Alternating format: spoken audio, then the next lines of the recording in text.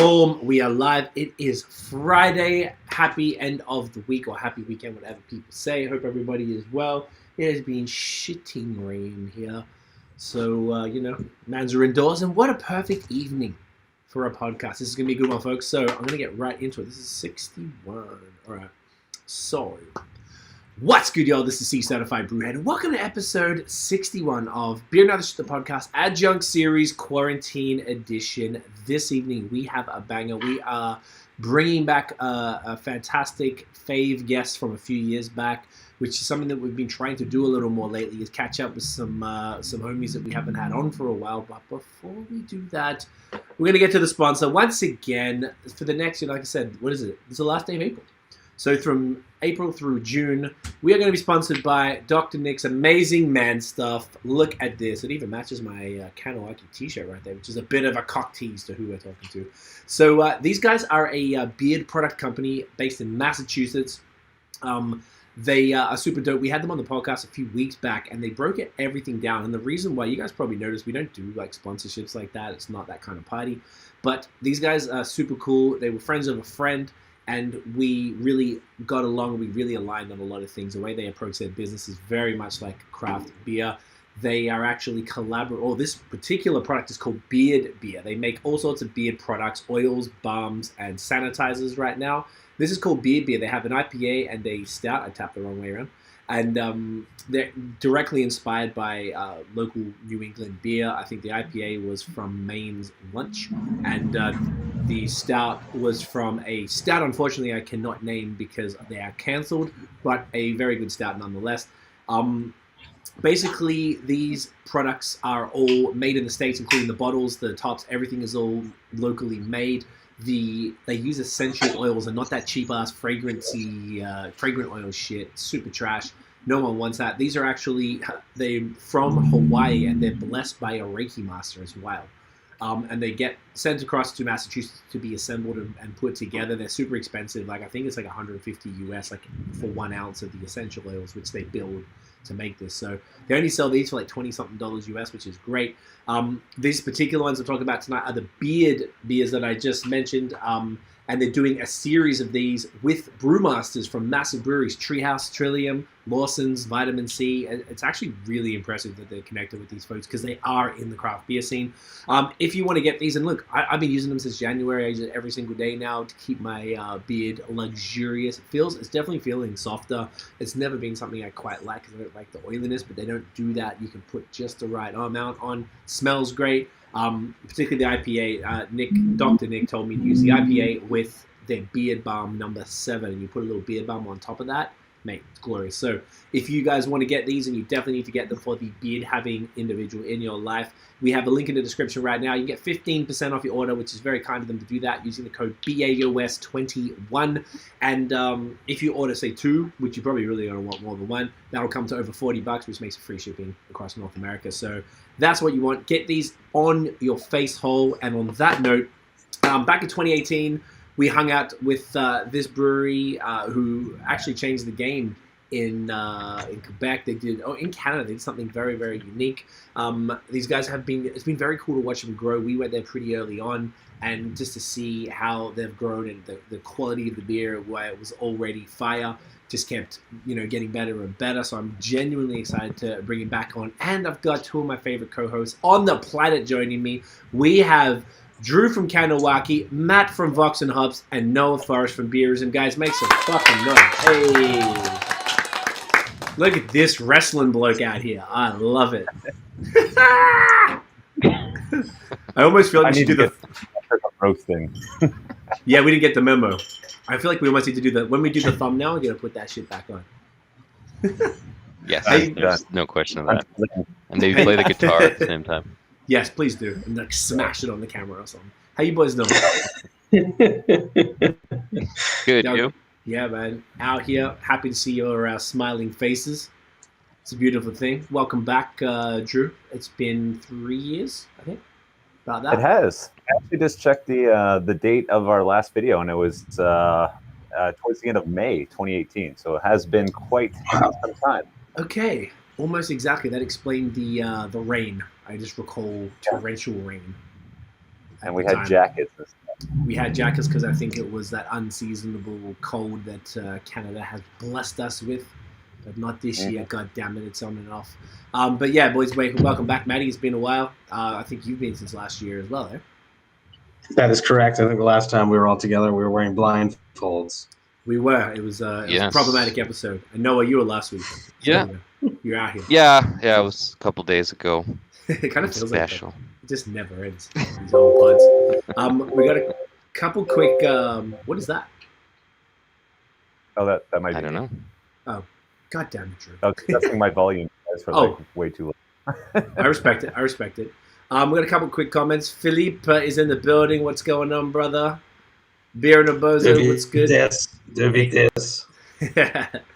Nut sauce. I imagine you're referring to the beard beer. That's not a bad idea. You could use it on your nuts. He did tell me that people use the beard oil. He said women sometimes use it for like a skin lotion. So there you go. So it could work on your nuts. Go for it. I don't want to like co-sign that they say that it's okay because I don't know if the essential oils might burn the region. So think about that.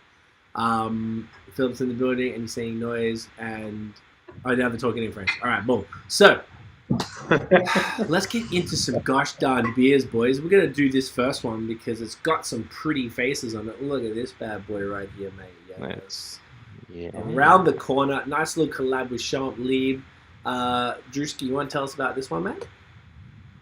Yeah. So this is. I had our faces on it. Is it gonna? It's not gonna focus, is it? It will. Here you go. So there you go. It's trying. There you go. So we got Alex from Champ Libre. We got Christoph from Kahnawake Brewing, who's no longer with us. He went back to Europe. Boo. My ugly face right there.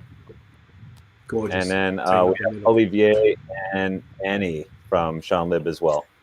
And inspired by a classic punk rock album of Millencolin, Swedish punk rock band. We took their Penny Bridge Pioneers album cover as what do you call it? Inspiration. And put our faces on it because why not?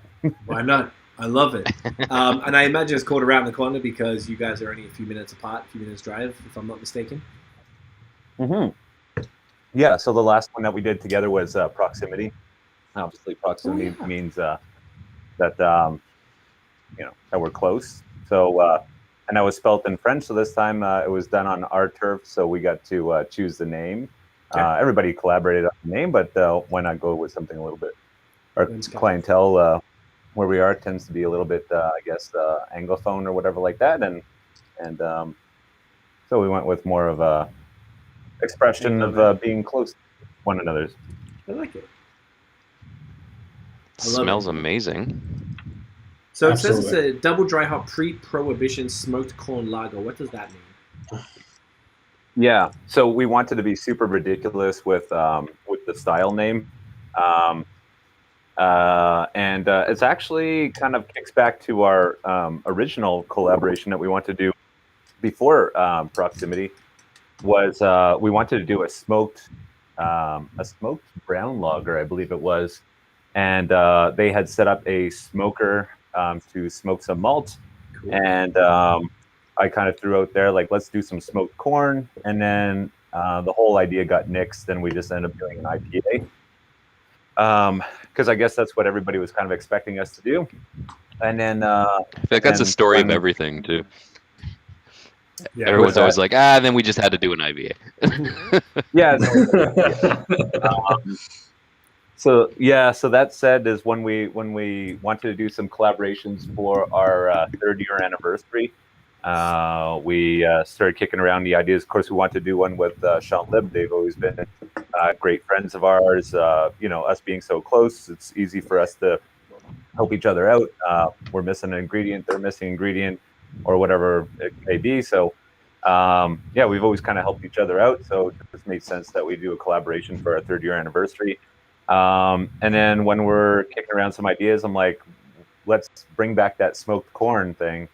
And we already do a beer, a pre-prohibition lager called Boot Lager. So we kind of use that as a template. I think we might even had it on tap at some point. No. Yeah, so Alex really kind of just totally blind on that, but we kind of used that as the template, and we kind of subbed in the smoked corn, which was a total crapshoot because they took corn, malted corn. It wasn't corn malt; it was corn flaked corn, and put it on this homemade malt smoker that they had built, and just let it go for arbitrary amount of time. No, I guess real science behind it. And then so it was a super nice test. And we did a small batch first to kickstart our yeast for this, and then we and to also dial in the smokiness that we're looking for, and then we used that as like the propagator for a much larger batch. And it really worked out well. I felt like it kind of needed a little extra punch, and I think Christoph also agreed with me. So we were kind of like not really laughing at or poking fun at like this DDH triple dry hop or nomenclature thing going on here. So we're like, let's double dry hop a lager that has smoked corn in it, because I mean, who does that? But why not? Why not? I love it. What hops did you use for the dry hop on this one? I guess it probably says it. We use the German variety, so we use Mittelfrüh, Hallertauer Mittelfrüh, and we also use Laurel. Actually, that's an American variety, but it's kind of like in this new category of super nobles, as they're calling them. So kind of little brings the old world to the new world. Laurel is relatively, I guess, considered a new school hop compared to Hallertauer Mittelfrüh. So we didn't use any cool boy, cool kid hops and all that stuff for that. That would have been just uncharacteristic, but we should have done it anyway. The smoke character is is really nice. It's super subtle, but it's so not at the same time.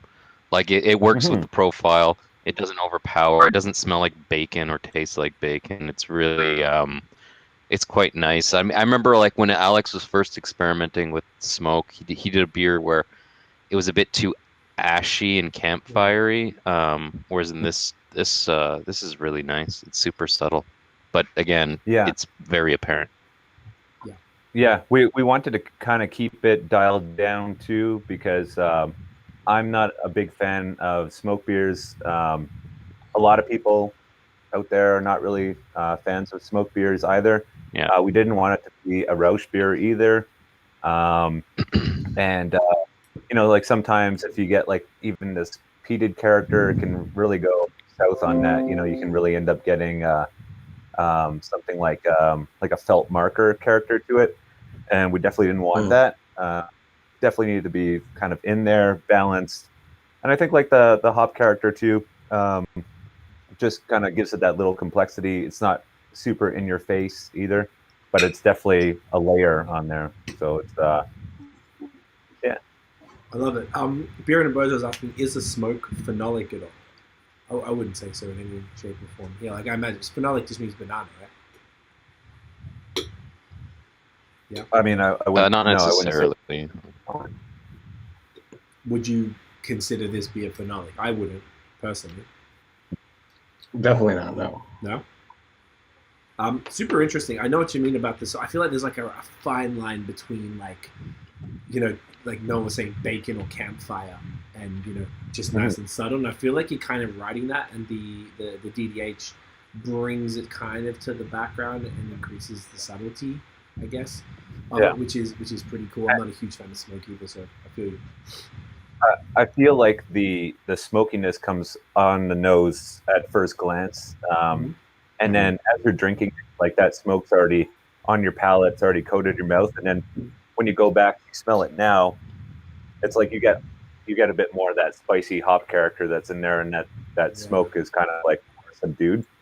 So it's definitely a very interesting experiment that we're all very happy with. I remember dropping off a case over at Champ Libre, and they were like, "Man, this is good stuff." So You're happy with it? I think That's good. everybody got out of that one really happy about that.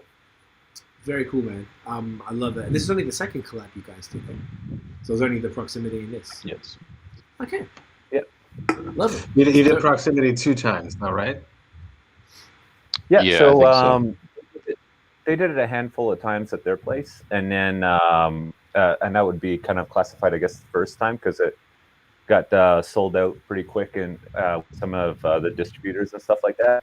And then we did proximity at our place just to kind of see what the difference is, and yeah, it was pretty interesting to compare and contrast. Just nerd out between us and all that stuff. I don't know if customers necessarily found it quite different. I definitely found it quite different, but to the average person, I don't know. But... So, here for it. Love it. So this is great. Great way to kick this off. So, did you see what episode we did last time? The number of it, by any chance, when you checked the date? I think it was in the 60s. 86. You said 86? 86, yeah. 86. Okay, so if people want to hear the whole, the in-depth story, I feel like we just want to kind of have fun and talk about a whole bunch of stuff tonight. So check out episode 86 from the original series. But maybe just want to give people like just a high-level idea of how everything started, and then we can sort of catch us all up on the last 3 years. Yeah. So how we started. So it's myself and my 2 other partners, Matt and Brooklyn. We actually didn't know each other at all. We somehow got together through a mutual contact. We hit it off at an Irish pub, drinking beer and eating food. That's another thing that we like to do is eat food. So we actually really connected on the food aspect of things. Oddly enough, we were starting a brewery though, so we had to get our socks on for that. So we were kind of looking around at where we were going to set up shop and what we were going to do and what are the concepts and stuff like that. And then Matt happens to own a building on the so we kind of moved in there. We broke some walls down and there was also a little storage building behind that, which is the original brewery. And we went to go start the brewery. In fact, on the territory, the First Nations reserves are actually federal. So, in fact, it didn't really fall under the provincial programs of RACG or SAQ. So when we went to go apply for a permit at the band council, there was actually no permit for brewing beer. There was for wine and spirits, actually, because there was already these businesses in place, but not for beer, which is kind of weird.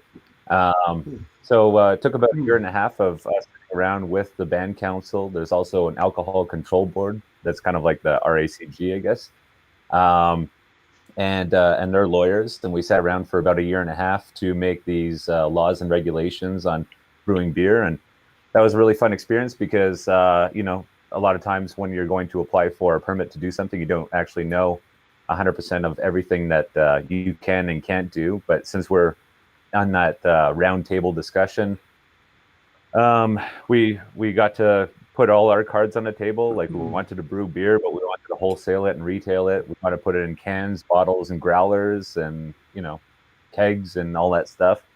And we just got to do everything that we wanted to. Well, we put at a table, and if they included that in, well, then great. Cool. The lawyer who was in charge of putting all that together was actually a big beer and whiskey fan, so he was like all for it. He even wrote in spontaneous fermentation before it was actually legal in Quebec. Nice. Awesome. And which was pretty crazy. We didn't have any intention to do that, but he already wrote it in, so that was quite good. And then so that took about a year and a half, and then we finally got open in St. Patrick's Day 2018. Yeah, 2018. Oh, wow. And you went right away, Craig. That's I was amazing. gonna say, yeah, I must have. Yeah, I must have yeah, done you it were. like Jeez. But we knew each other beforehand through the Montrealers anyway. Yeah, exactly. So at the time, I was also the president of the Montrealers Homebrew Club, and that's where I met Craig, and we were kind of communicating about that particular organization. And so then we opened in 2018 on St. Patrick's Day, kind of doubled as like an opening party and St. Patrick's Day party, and it's been like that ever since. And then I know, fast forward like less than 6 months later, we doubled our capacity from about 65 to 70 people to 120 seats. After that, we built a 60 by 61 building that connected our tap room to our brewery, because there was actually a gap. We had to roll kegs across some gravel to get to the bar, actually. Craig actually did that walk through the gravel to the brewery. That we had the compressor for the fridge going off every random minutes. And then it's fun. I remember you were saying that you were getting connected, so that was one of my questions. So that's great. I'm glad you did it. Yeah, so we finally connect those two buildings, and then we got a whole bunch of big boy equipment, a lot of shiny stainless and all that stuff, and while we're at it, we refined our. When we first started, it was a 2-barrel system, so we're making about 250 to 300 liters at a time. That was great to experiment, to do a lot of things. It fed a lot of the lines in the bar. Actually, with that little 2-barrel system, we're feeding about 8 to 10 lines on any given day. So when we got the bigger equipment, that alleviated a lot of things. It opened a lot of doors for us to sell elsewhere, to like bars and restaurants and stuff like that. And then so then we're kind of growing into that, and that was great. And then the next step was getting into canning. We didn't really have any ambition to get into bottling at all. We did a couple of like special bottle releases of like barrel aged stuff and stuff like that, but we wanted to immediately go into canning. So we purchased a canning line from Copper Bottom Brewing in Prince Edward Island. And in January of 2020. And that was probably like the most fortunate move that we've ever done, because fast forward like less than 2 months later, and the whole world shut down. So everyone wanted a canning machine. Yeah, and everybody wanted one, and now it's like complete chaos even now to get one. You know, I mean, I was just talking to the company of our canning line is Cask, and I was just talking to the sales rep, and he said that we could probably sell our used canning line that's about he estimates about 10 years old for about $15,000 more than what we bought it for. So that's just ridiculous. We might do it. I don't know. We could throw a big party, Drew. We could throw a big party with that kind of that's so that was kind of, because of the whole pandemic and stuff like that, there was a lot of delays for them getting their new canning line up and running. So we finally got it in June, getting it all set up, and we did our first can release in August. It's been exploding ever since then. The cans are really saving our ass, honestly, because we're a brew pub. You know, 100% of our money coming in was people hanging out, drinking beers and eating food, and they can't do that. So yeah, man, it's definitely rough times. That's a great update. Philippe had a quick question for you. He said maybe the federal laws and regulations don't permit it, but have you thought about distributing in most throughout Quebec?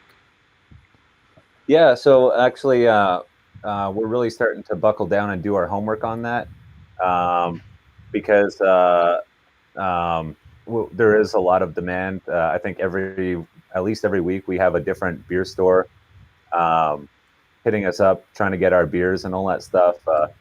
That's great. And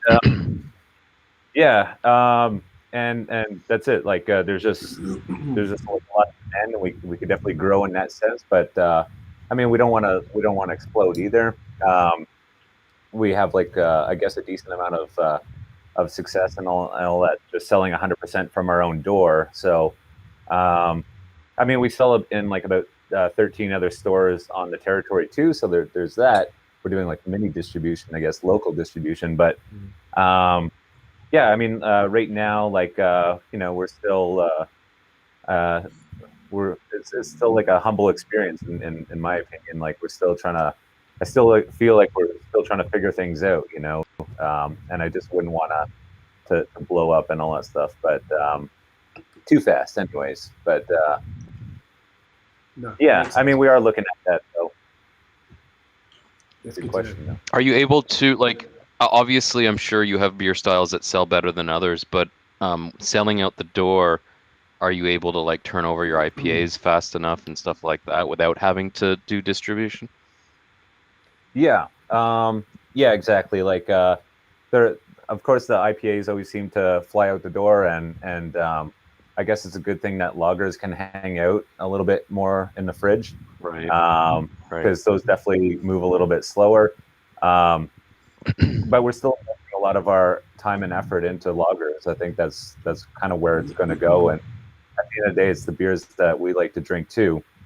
And Are you having challenges with well, not challenges, but I know obviously sitting on beer for longer than a certain amount of time, I'm sure has a certain financial constraint to it, as opposed to like in the time you could make a lager, you could probably make 3 or 4 IPAs or something like that.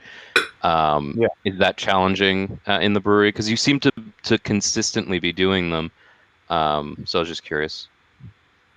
Yeah, I mean, I guess we could just be pumping out IPA after IPA, and we'd have more money. However, we got to be real of like where we are on the territory. It's very Bud and Bud Light, and if we just came out with IPA after IPA, which do very well for us, it would just kind of be alienating our own like local market. So we're definitely trying to play that,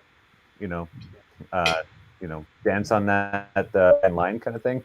But at the same time, like we got to be real with ourselves too. Like, yeah, money's great, but you got to like what you're coming out with too. So, and I'm not doing it for a couple of thumbs up on tap here. So.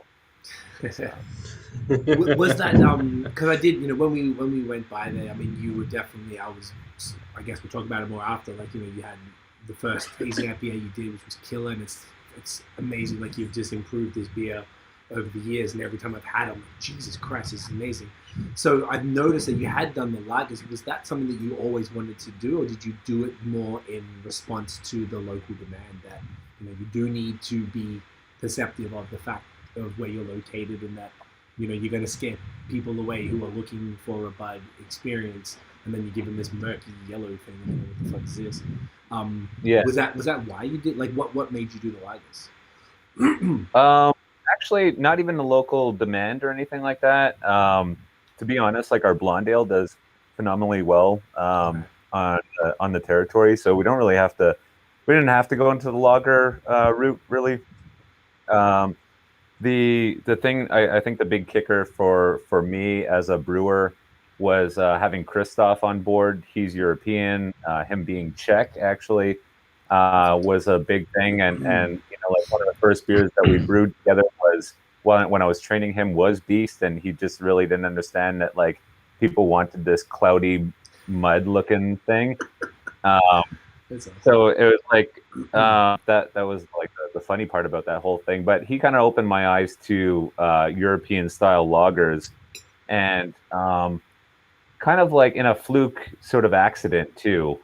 We had a couple of packs of like homebrew yeast laying around because we're just like playing around with just doing like 20-liter batches off to the side for ourselves, kind of thing like that.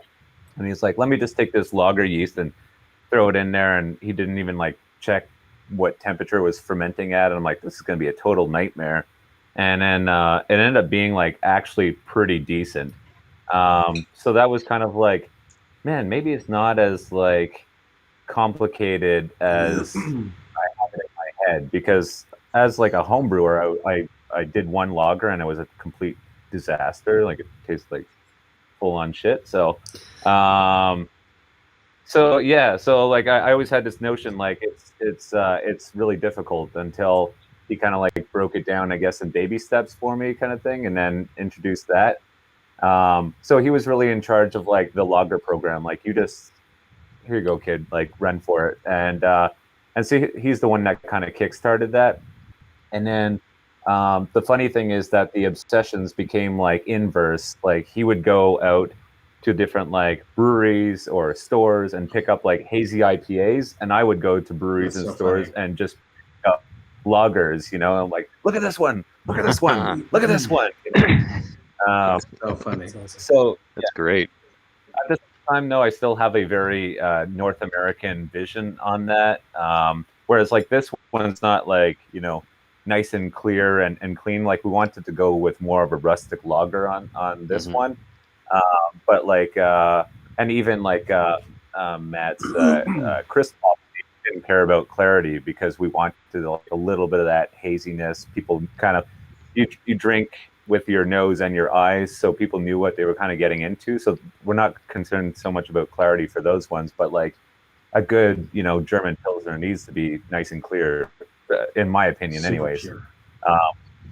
So yeah, I mean, there's still like that, and so you got to invest the time in that. And like Noah was saying, is like, you know, how does that affect the bottom line, kind of thing, like that, for a brewery, when you got to really invest that time to get everything, you know, nice and rounded out and nice and clear and all that stuff. So love it. That's cool, man. I always kind of, I remember we connected back in the day when I was like, we've got Tiff's cousin works for us now, and he's clipping all the old episodes to put on YouTube, just to try and like cutting out the conversation. So I've been reviewing them and looking how like absurdly obsessed we were back then with everything haze. So I remember you and I connecting over that, but it didn't feel like it felt completely in line with your brand. It never felt like, oh, kind of like he's doing lagers. I was like, yeah, they're doing lagers. I realized we did a Noah, Nathan from Nathan Does Beer, and Chris from Hops and Brews, and I did a collab about this time last year with Wood Brothers. And when we were doing the actual brew, Noah and Nathan weren't there, but some dude who was friends with them they just came from you, and they brought a growler of the Jaromir Lägr, and that was the first one I tried, and I didn't put two and two together, because I tried the can of that recently. I was like, wow, that was a fantastic beer, and it was so dope, even in the it really is. In the growler, you know, like super great, man. It's yeah. Are these? I imagine you've done more than just this one in Jaromir. Is that accurate? Oh, no. Yeah. No, we, I mean, in cans, yes. On tap, like even just now, I think we have about 4 or 5 on tap. Oh, wow. Cool.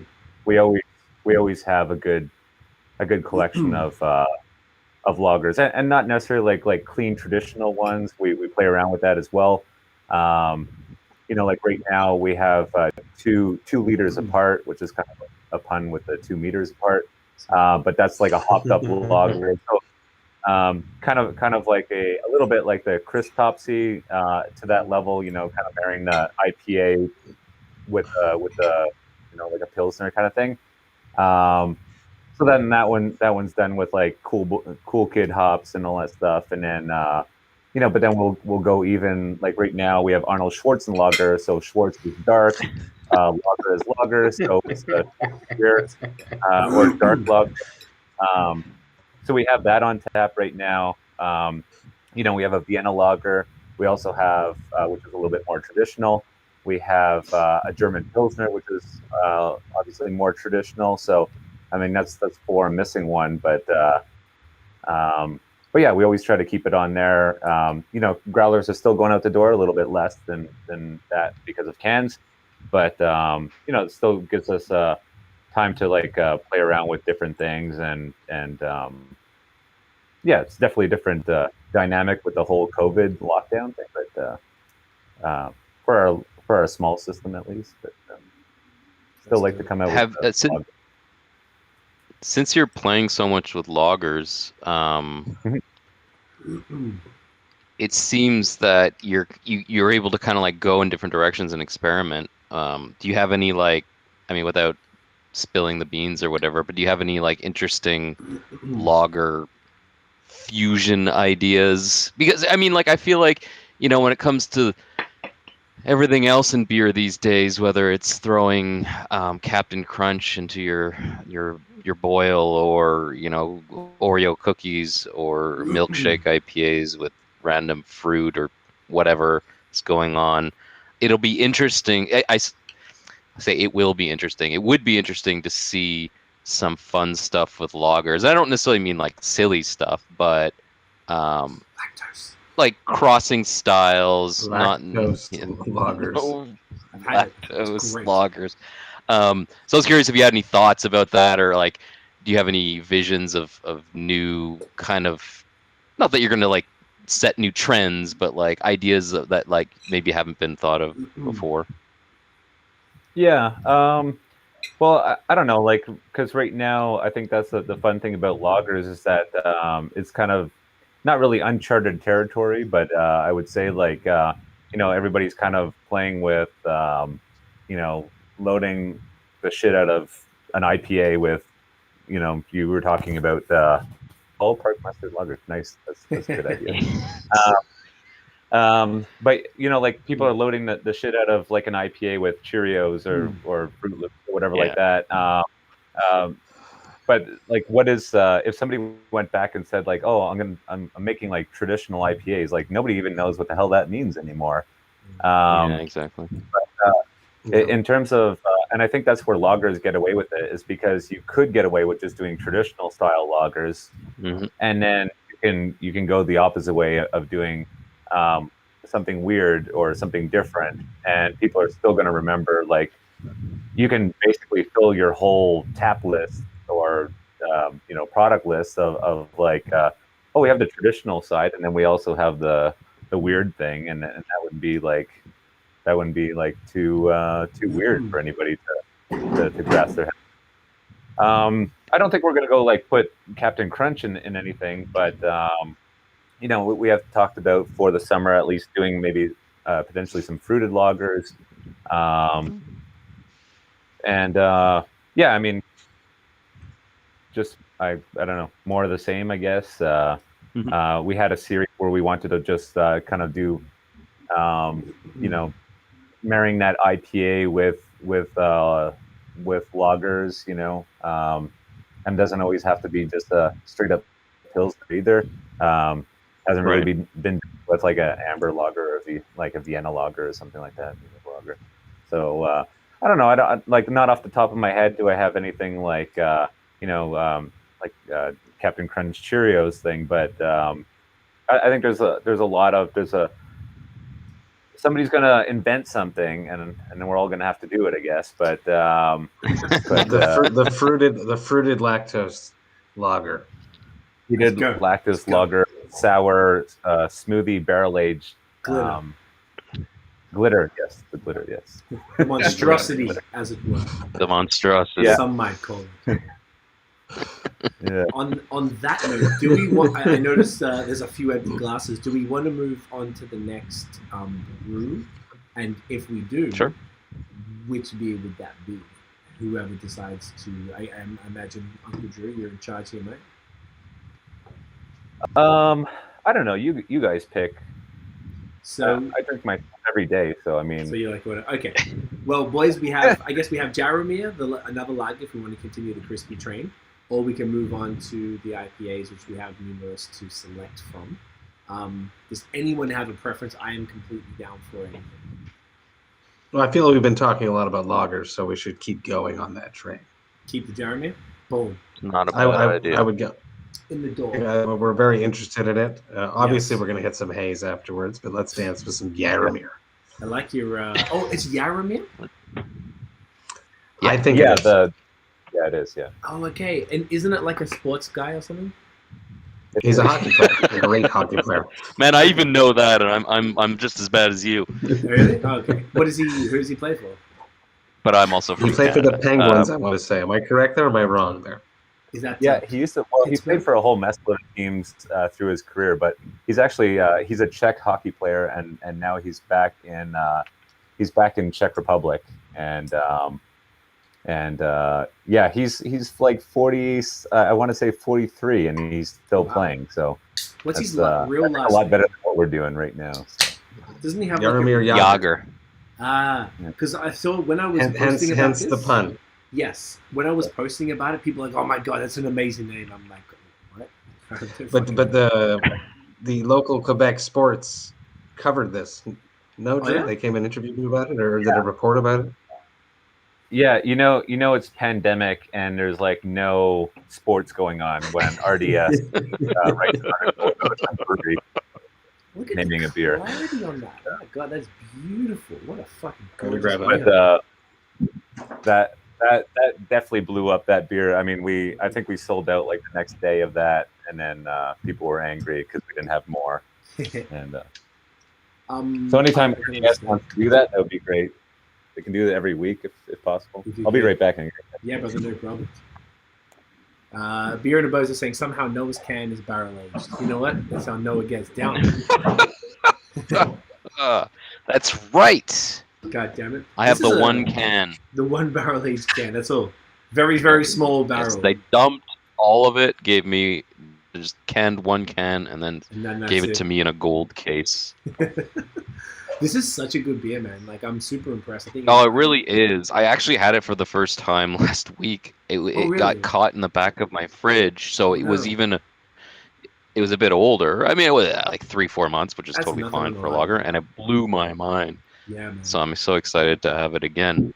I would have been disappointed if we moved straight to the IPAs without doing this. Look at that head, man. Fuck, it's beautiful. But I actually really, Holy really loved the smoked corn lager. That was a lovely surprise. Not that I didn't think I was going to enjoy it, but it was. I could drink that all day.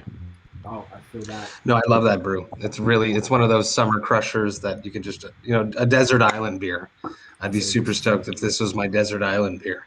This one? Drink Oh, this yeah. Yeah, I want to save it for when the pool opens and just Right? lie out on the deck. The fuck I'm saying. Well, first of all, Drew, how do you feel about your face on a beer, by the get way? it in you. Oh, your audio. Your audio, Drew, from when you were taking a poo. Yeah, there we go. Yeah, the funny thing is that Philip, Flat Bathtub, drew that. We had sent him all like a picture of us, and he drew it. And we didn't tell him who to put where, and he put my face in the goddamn middle. And like, oh my god, oh no, And I had a hat on. Actually, it was the profile picture I gave you, Matt, for the Vox&Hops episode. Yeah. So I can see it now. Yeah. Yeah, I had a hat on. Well, actually, one of our own hats, and it had just a patch on it. And I'm like, "Hey, can you remove that patch and put "Make Loggers Great Again"? And he's like, "Yeah, I could do that. That's a great idea." So Are you going to make that merch? And now there's an ad for the hat, so I'm waiting for You should make that merch. That's a good idea. Yeah, I mean, I'm just waiting for them to come in. They're in production. Oh, fuck. Wow, that's awesome. Here for it. That's awesome. I love it. Philip rules, obviously. Yeah. So I mean, I just wanted to show this kind of quick because we have another can. I hope that we're going to get to it, but it's Monkey Dog, and it's part of our exploration series. So we have kind of like a generic placeholder label for exploration batches, and it was actually one of those exploration batches that This beer started in. made it. Hold on, is it going to focus? There we go. If you block your face, it should be good. Yeah, there we go. There we So go. it's like exactly. just a kind of a shitty drawing of some tanks and stuff, and yeah,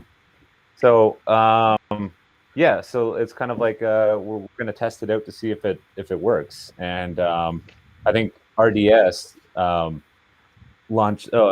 wrote that article on us about that beer name, and they thought it was hilarious, and then everybody bought it, and then we're like, okay, well, let's make a real label for it. So yeah, we got a local guy who was also one of our delivery drivers to draw it up for us, and we're like, change up some logos and stuff so we don't get sued, and that would be great. I love it. That's super dope. Beer and a Bozo just saying, do you guys have an LCBO SKU? My understanding is no. It's a whole, it's a lengthy conversation. Yeah. Cheers, brother. Cheers. Fucking get it in, you boys. Yeah, it's a whole delicious. This is such a good spiel. Oh, I love it so much. I imagine. And it was by a tech guy, so I guess it's kind of like authentic. Super authentic. Got SARS in it and everything. Well, what do you need? Yeah. No, this is He was so upset with Crisp Topsy. He was so upset with Crisp Topsy. Yeah. Like, you're gonna do what? Oh, dry. What are you gonna do to it? On that note, Dry hop. I wanted to actually get, since we brought it up a couple of times, do you guys want to just talk about that? Yeah, Matt and Drew, you guys collabed on a great beer. Actually, I think Sure. two releases of it. Talking about a third because they keep asking for it. Money. But it's super simple. It was I got a message from Drew last summer. One word: Crisp Topsy. And I was like, I'm in. Let's do it. I love it. I told the guys. It took some back and forth between me and Drew to make it happen. I finally secured the deal when I interviewed him for a Vox&Hops episode I think it was the end of August, and of 2020. And I told my band, and my guitarist Christian Donaldson is such a haze monster that he was just super unimpressed. And I was like, trust me now, Kahnawake is amazing. It's going to be super good. And so I was like, we got to do something more. We got to hop it somehow. Let's do like a double dry hopped Pilsner, make it like a New World Pilsner. So we had to call it a New World Pilsner on the can to not upset people. But I was super stoked about it. And Chris loves it. Now he loves it. He's turned around, and it's not a Pilsner. It's not. He was expecting something closer to this, which he also appreciates, but he sincerely really enjoys hazy beers, and he loves your hazy beers too. So that's Crisp Topsy, and the can art was designed by the same dude that does this, which is how he is still doing stuff for Kahnawake, which makes me super happy because Philip is amazing. Yeah, I'm super happy about it. Cryptopsy loves it. The Cryptopsy fans would love to get it from around the globe. That's not possible, sadly, but when the world opens up again and Kahnawake keeps making these beers, hopefully they will make their way across the bridge and come pick some up when they are traveling through Montreal. Yeah. Just to add on that, it was funny too. Like Matt and Christian came down and we did like a little video on the launch day, and I remember like Chris kind of like he doesn't say too much, or he didn't say too much that day, and he was still kind of he was still like I could see like he was quite happy through his extra large beard that he had at the time, and I remember Matt saying like, "Oh yeah, Flo, who's the drummer, he's not really into beer. I'll float him a couple of cans or whatever like that, and see." And then he ended up like he loved it and ended up driving himself all the way down to pick up more. So I'm like, it's great when the band, I think for the most part, maybe Matt was kind of like the pivot man on that, like the inspiration guy, because we went with Mosaic, and that was his favorite hop, and that was his suggestion on that. But it was just great that the rest of the band kind of corralled around that because they equally like that beer. So yeah, and I think a lot of people like that beer. We always get people saying like, "You're gonna have this like as a regular thing, right?" And I'm like, yeah, sure, yeah, we're gonna do it again and again. So. And then we had to call it a New World Pilsner, and you still go on Untapped, and people still don't get it. But for the most part, it's all positive comments. But then you have like the odd person being like, "This is not a Pilsner at all," and grumpy face and all that stuff. I'm like, It has Bohemian yeast in it too, as well, right? Yeah. So it's actually the same yeast that we use for the Jaromir Lägr. So it is a Czech lager strain that we used. Just gives a little bit more of a more interesting character, in fact, than your standard clean, German Pilsner, let's say. And so it's kind of like it's got to be a little bit more, interesting and gritty, because that's what fucking metal is. It's it's gritty and it's interesting. It's not your average turn on the radio music. So it has to be. Like kind of in hindsight, I think if the only thing I had to change about it is like I would put it at like 6.66% or something, because it's low. It's 4.7 or something, right? It's 4.7. 4.8, yeah, 4.8, something like that. And we got a bunch of flack when we announced the beer. They were like, "What are you doing this beer for? It's not extreme. Cryptopsy is an extreme band. You should have an extreme beer." And I'm like, "It is an extreme beer. It's an experimental out of the." Sorry, you're supposed to drink it in extreme amounts, in extreme quantities, not, you don't have one and done. Like, what is this, Not to mention, Cryptopsy is an experimental band. Cryptopsy has never rested on its laurels. It's always done something different. And Cryptopsy is something different. It's something very out of the box, something very avant-garde. And that's what Cryptopsy is. So that's what I've been saying to the fans is like, this is a Cryptopsy beer, because we could have just made a standard 6.66% beer that was metal, or gone for a 12% stout because we're so dark and evil. But no, we made a crushable, hoppy, experimental, out of the box lager with mono hops, which is mono mosaic hops, which I love, and that is experimental avant-garde, and that's Cryptopsy, and I love that. I love it. That's cheers to that. He was so passionate. I'm not going to say anything more about it. No, man. No, because we got a bunch of shit from some people on that. So I mean, not to mention that you do. You're doing freaking collabs every week, so they have to differ. Yeah. You have to have different things going on. I mean, like, it can't all be the same. Like you said, 12% bourbon barrel aged beer with hate in it or something. There is one of those in the works for Cryptopsy. I think Did it's you somewhere load the around hate though? Did you just fill it with hate? There's lots of hate. It's been aging in hate. But there is one of those in the works that will come out eventually. I'm excited. That's going to be the clip for sure. What time is this? 53 minutes. I remember that. That's fucking amazing. No, that's sick, boys. I'm super happy about that. It was a great beer. I really enjoyed that, and it was like a genuine thing. Obviously, Drew, you're into music heavy, and I know you fuck with metal heavy. Obviously, looking at your background there, or for people listening to the audio, Drew has guitars behind him. So like it's a perfect fit for you guys, and I love it. I think it's super cool. There's just a quick question here from Philip. He said, or Phil. Fuck it, it's Phil. He goes, yesterday he got a beer called La Retro from Roquemont. It's a sour with white chocolate, guava, wild berries, and mead yeast. He's curious to have our opinions on whether we would try it. I would try anything because I'm on team innovation, son. Fuck that. Same here. It's missing lactose. Yeah, I'd try anything. Lactose and glitter. Maybe.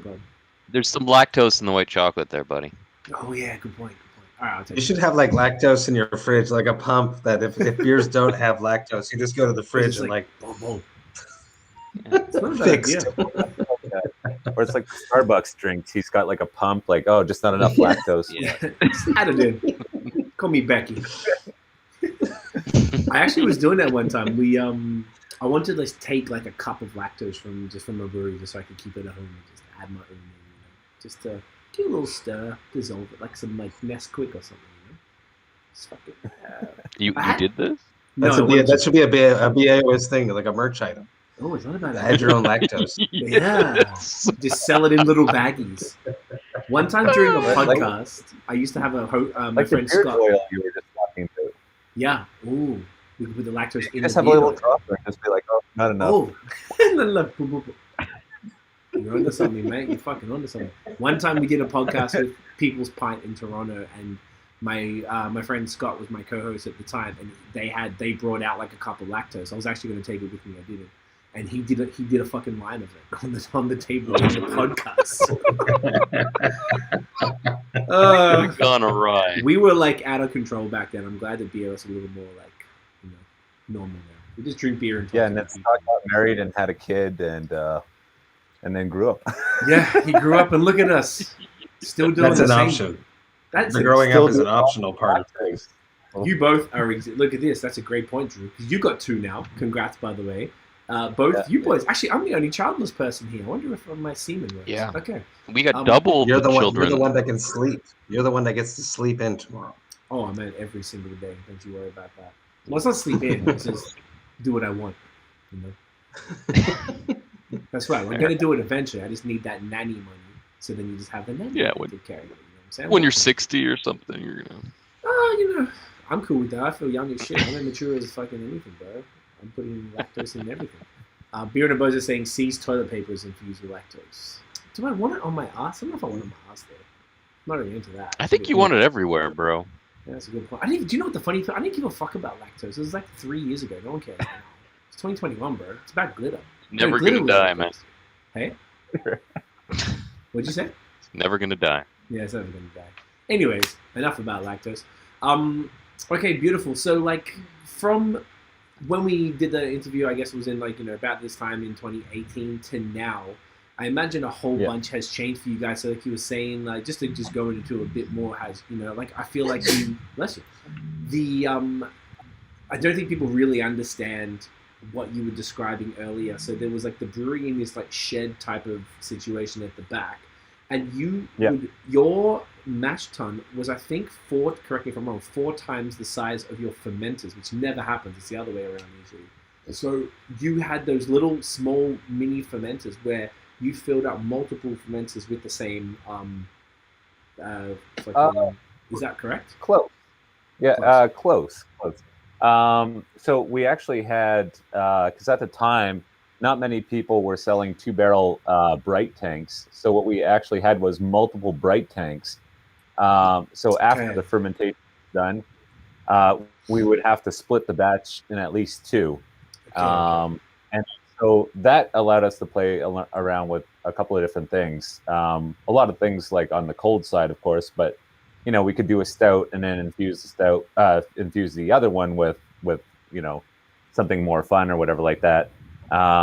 Or fruit the shit out of one and keep the other one willy-nilly. So yeah, there was that. Not far off. Gotcha. Okay. I didn't remember the specifics, but just like the fact that you were able to pump out the quality that you were doing in that way, which is pretty unorthodox. I'd never seen anything like that before or since. Me neither. Yeah, right. But I guess that's the point of the ingenuity here. You took what you had, you worked with what you could, and you made that shit work, and everything was super quality. Like I guess we realize now it was like probably 2 months in, less than. So since then, now you've connected those bad boys, you've upgraded. How was that process been for you? Was there many teething problems going from the way that you were doing it now to, which I haven't even seen it, but I imagine what you would typically see in any given brewery with larger fermenters and such. I really expected that there would be a lot more growing pains in terms of that, like scaling up recipes and so on and so forth. But it was quite the opposite for us. It was fairly easy actually.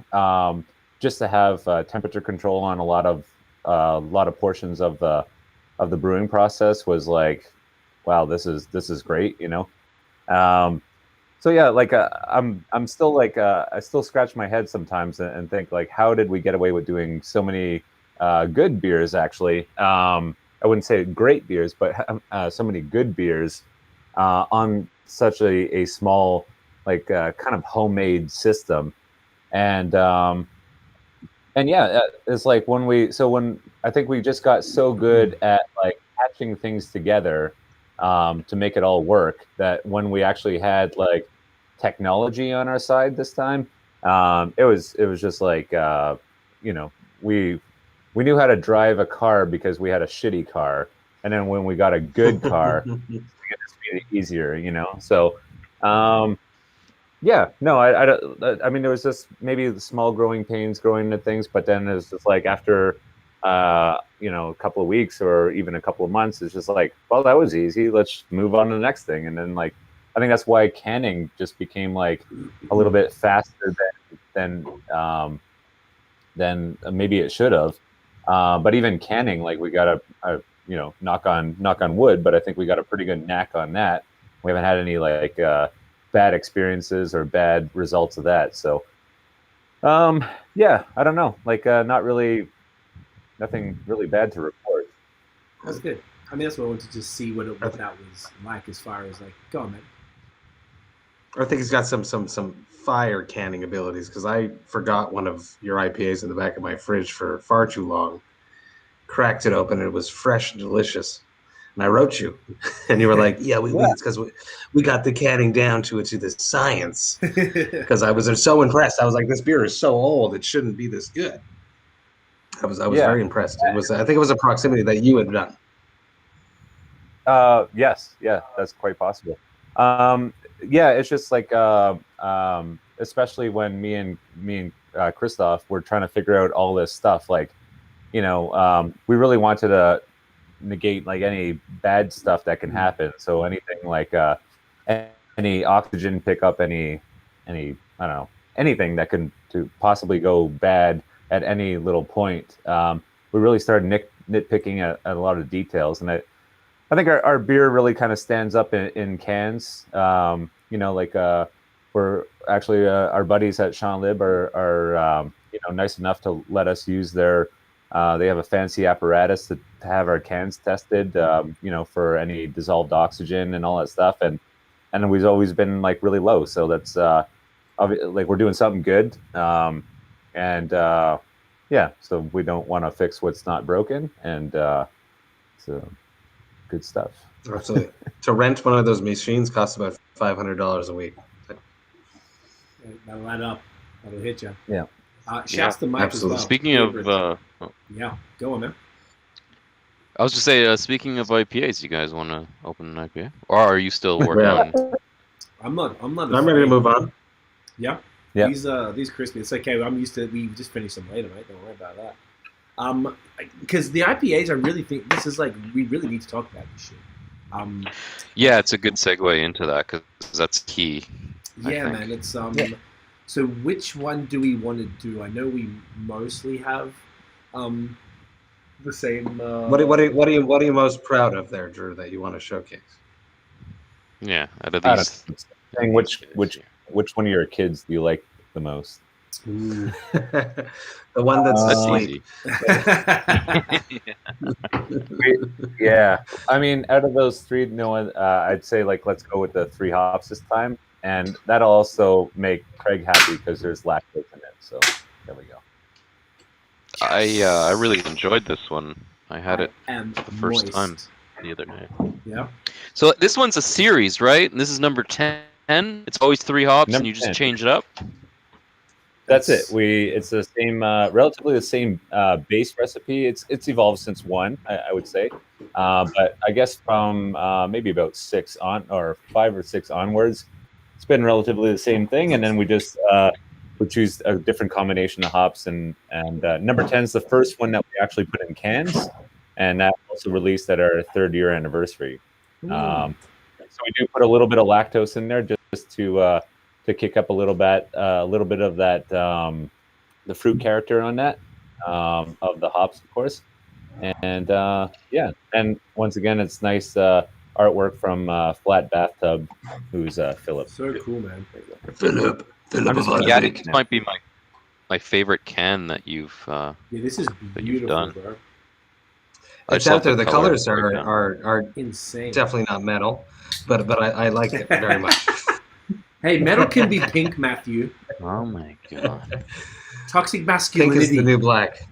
Yeah, Pink is the new Pink is black. the new black. Do you know what funny thing about this? When we had one during the podcast with Drew, and I didn't know what the fuck it was, and Tiff and Scott had to explain what 3 hops this time meant. I had no clue. What do you mean? Like it's from a song. Oh yeah, I knew that. Yeah, I didn't know. It's not anything that's in Australia. I did. I'm kidding. I don't know. I do not know what 3 hops is, so please tell me what this is. I'm gonna let Drew tell you because Tiff, can you just explain it out loud so they can hear? What's the 3 hops this time thing about? It's from the thing slide. What's the song called? Oh, I know exactly what that is. Yeah, my kids love that shit. Yeah. To the left. Take it back now, y'all. Yeah. 3 hops this time. Yeah. Hops this time. So, and they use 3 different hops, which is dope. This one, it's called Cha Cha Slide. Cha Cha Slide. By DJ Casper. It sounds racist. It's at every black wedding.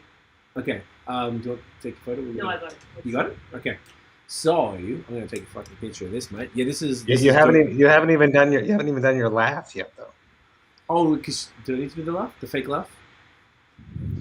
Yeah, Okay. you gotta do the fake laugh. Even if you're not filming it, you just gotta do it anyway. Oh no, I do it all the It's time. always my favorite part. The fake laugh is the most ridiculous shit of all time. Yeah, you ready? Ready? This is gorgeous. This. There we go. Oh yeah, I'll wait. Multiple levels of content. Right? Look at that. It's Can I have a Matt try and do the fake laugh thing too? Can we see it, Matt?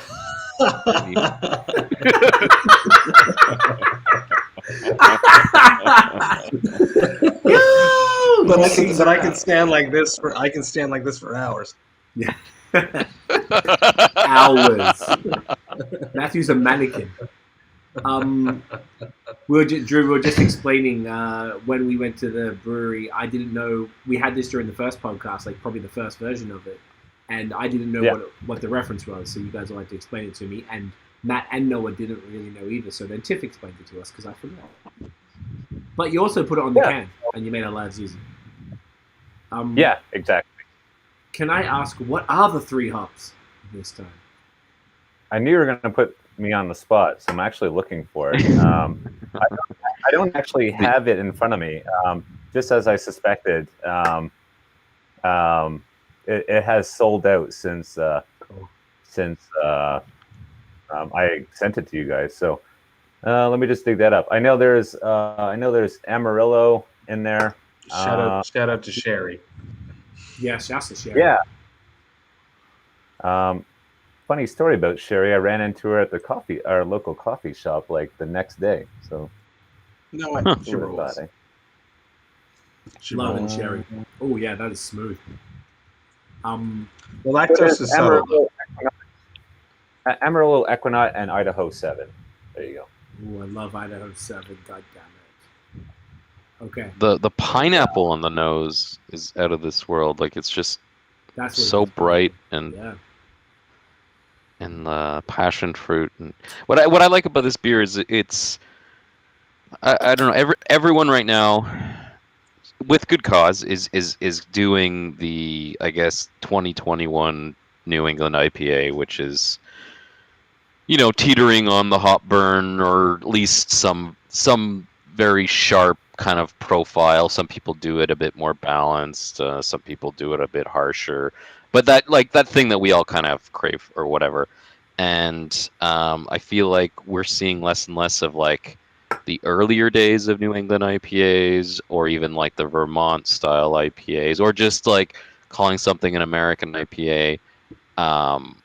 And this kind of it's obvious. It feels bright and New England-esque, but it's not like Minotaur, and it's not like Wizard. You know what I mean? Like this feels like something different. And when it was a pleasure to drink, because, you know, sometimes you get, as much as I love them, just like everyone else, I also like when you just back to back the same kind of thing that's a little bit of different hop profile, but, you know, and this was kind of like a breath of fresh air. That's what I'm trying to say. I really enjoyed it.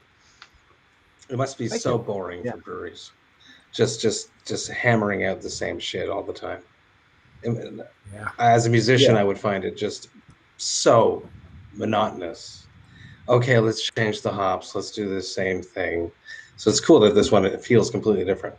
There's no hop burn. It's juicy, smooth, crushable, perfect sweetness. The lactose is delicate. which I enjoy because I'm not the biggest fan. Apologize, Mr. Yeah. Craig. But yeah, I agree completely. Yeah. I mean, the irony of it is that in this particular beer, we are doing the same thing. Wash, rinse, and repeat the base recipe, but all we're doing is changing up the hop profiles, the hop combination on it. So it's always obviously 3 hops. And then, but the thing is, like, we will even throw in like unpopular hops.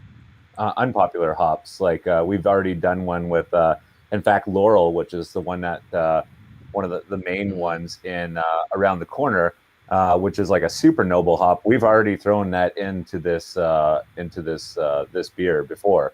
I think that might have been version 8 or something like that. But it's just to see, like, okay, let's throw like a cool kid hop, I don't know, like Citra or Galaxy or whatever like that, and then but like let's add something not that you don't really typically see, and that's the fun of it, because the person drinking it is expecting something to be different. So if you don't give them something different, then you did not succeed in this particular series, of course. So like like for this one, bringing in Amarillo, which is kind of like, yeah, I don't even want to say it, but an old school hop now that has like had a minor resurgence, I guess, in the IPA world, and then teamed up with like an Idaho 7, which I would say is kind of like, I don't really want to say upcoming new kid because it's been around for a while, but it's kind of like, I guess, not as popular as your Citra and Mosaic and stuff. And then Equinox, like, I don't know, like that snot-nosed kid that's in the corner that like people like to play with from time to time, but he's cool, but he's not part of the cool kid crew. So like, whatever, we invited him in anyways, and let's see what happens. So I think, man, I just like relived my elementary school days. But anyways, how calculated are these beers versus just going through your freezer and seeing what's left? Good question. They actually, the thing is like, we won't really touch too much of the, so it's always equal parts. Every hop has its role to play. We don't rebalance it because one's more pungent than the other and all that stuff. It's like who wins. It's the battle of the 3, and who wins. But yeah, we don't. It's like equal parts of the 3. We will rebalance as a whole to kind of get the same bitterness, I would say. But in terms of like who, like the dry hop is 1/3, 1/3, 1/3, and that's it. Yeah, I mean that's the fun of that series. I think the hard part comes out to like when you're coming out with a new IPA, like a new staple IPA or whatever like that, and that has to be different. Which like, granted, I think even our first 3, like the Beast, Wizard, and Minotaur, some people have a hard time differentiating them. I don't, but that's because I know what I'm looking for. So we're actually going to be revisiting that, and maybe that's kind of like a sneak peek to that. But like, Beast will get kind of like a decent amount of makeover over the next year, and it'll be kind of like hovering away from what it is today. And that's going to be for the good and for the bad, because people are who like it today, may not like where it's going to go tomorrow, but people who don't really see any difference or like it less today may love it tomorrow. So, but as a brewery and as a brewer and somebody who appreciates beer, well, that's the way it fucking goes, man. Like, yeah, man. I'm calling the shot now, man. Yeah, you have to get a bus up. Beast has been interesting. I love that. Go on, man. I was gonna say, I love that you guys actually still dabble in flagships. A lot of the new hype breweries don't play with flagships anymore. They just brew and change beers all the time. You have a wide array of them, but it's fun that you revisit stuff. Yeah, so I mean, I think we dance on that fine line again, like, well, because we came from like the brew pub model, is like shit always had to be new, but we always had to have the staples on there. Like we needed to have like the main five. Like you need the Jackson Five, and then pop music after that could be whatever. But we need the Jackson Five on tap, and then so it's kind of like it's harder when it comes to cans because you need to like get artwork done. You need to order labels. I've seen a lot of breweries actually just handwrite labels. I'm like, that's too much fucking work. I'm not doing that. But you know, we're looking at having well, I mean, we kind of came out with a generic label, even though we have to like we changed up the color scheme and the names and all that stuff. But we're coming out with like a generic label thing that we're not going to handwrite it. We have a different way of doing it, but like just to kind of get like that that brew pub experience back in time of a pandemic, because you know, it's going to be like a 15 to 20 case sort of thing, and when we sell it, well, we sell it and that's it. But we can't invest I mean, it's me doing the labels, and I'm not a graphic designer, so I need to get somebody to draw them, and then I'll put together, like I'll put it together with the information and all that stuff. But I can't draw like Philip and Kyle can, because not that gifted, so. Okay, I love that. Now that makes sense. That I like that. What are the Five Flagships then? Now that we're talking about it. Yeah, that was a long-winded explanation of yeah, we're still doing flagships. There you go. Yeah. What are the Five Flagships then?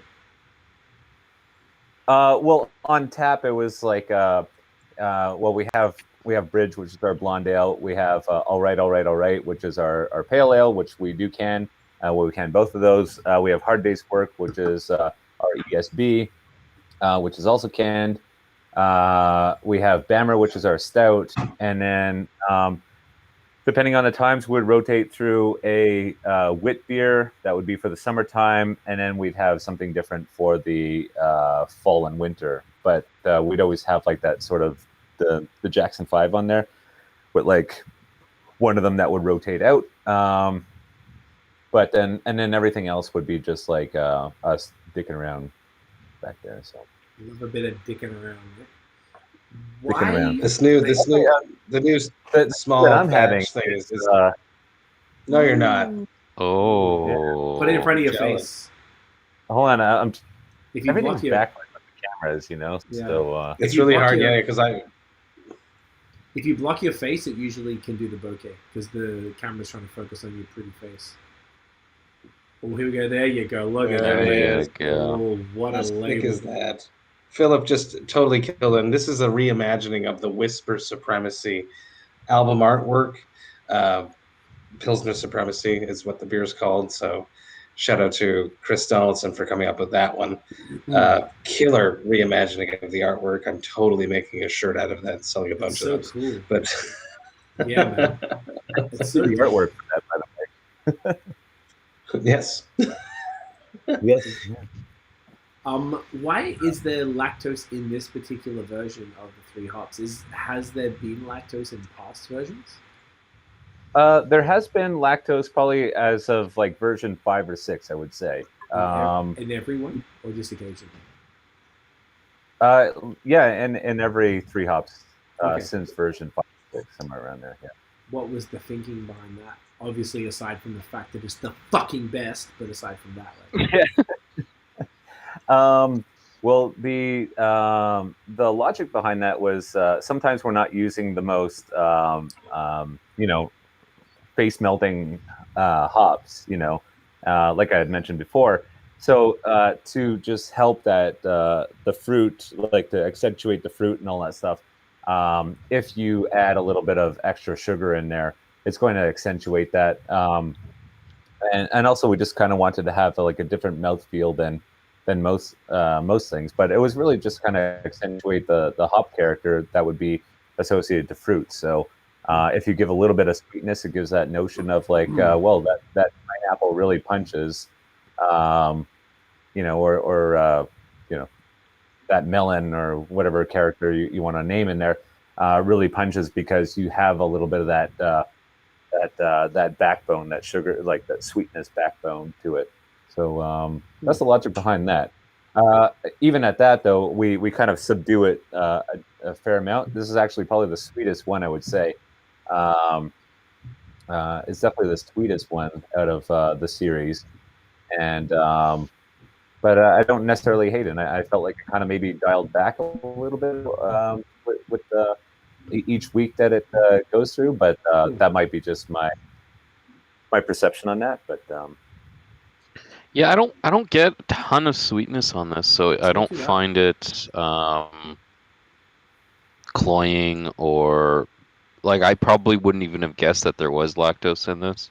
I don't know. Aside from the fact that it's got a nice mouthfeel or whatever, but yeah, it finishes pretty dry. I don't know if it's just the balance of the hop character with the residual bitterness, and it just kind of cuts through it a bit or something. But it's nice. It works. It's the fruitiness is what's impressive in a different way than that kind of sharp, bright fruitiness in a lot of New England IPAs. This comes off a bit more like actually juicy. You know what I mean? Like I feel like the term juicy got popular a few years ago with beers called juicy or whatever, and I feel like this showcases that kind of New England style IPA from a couple of years ago, as opposed to the almost like more astringent or more bright or more intense New Englands that we're seeing these days. Yeah. I mean, you had mentioned that too, like the whole green thing, and like I'm still scratching my head to this day of like where that came from. I had a beer the other day from the name of the brewery. It's a Quebec brewery, but the name of the brewery escapes me, and I'm just like, man, that is just like, that reminds me of some place in Vermont would have done that, and you just don't get that so much. I guess these days, but actually, it was a Sir John beer. I was going to say. I was like, oh really? Sir John is the king. Yeah, it just like really came back. Like I had it on. We went to go visit them, and we had it on tap, and so I don't know if I can really say that legally, but but yeah, it was just like that reminds me of like a Vermont beer, like just that smooth like silkiness. Like there's the, I don't know if it's like the green character just comes from like not giving it enough time kind of thing like that, or I don't know. The hops have definitely changed over the years, the way that hops are being manufactured has changed.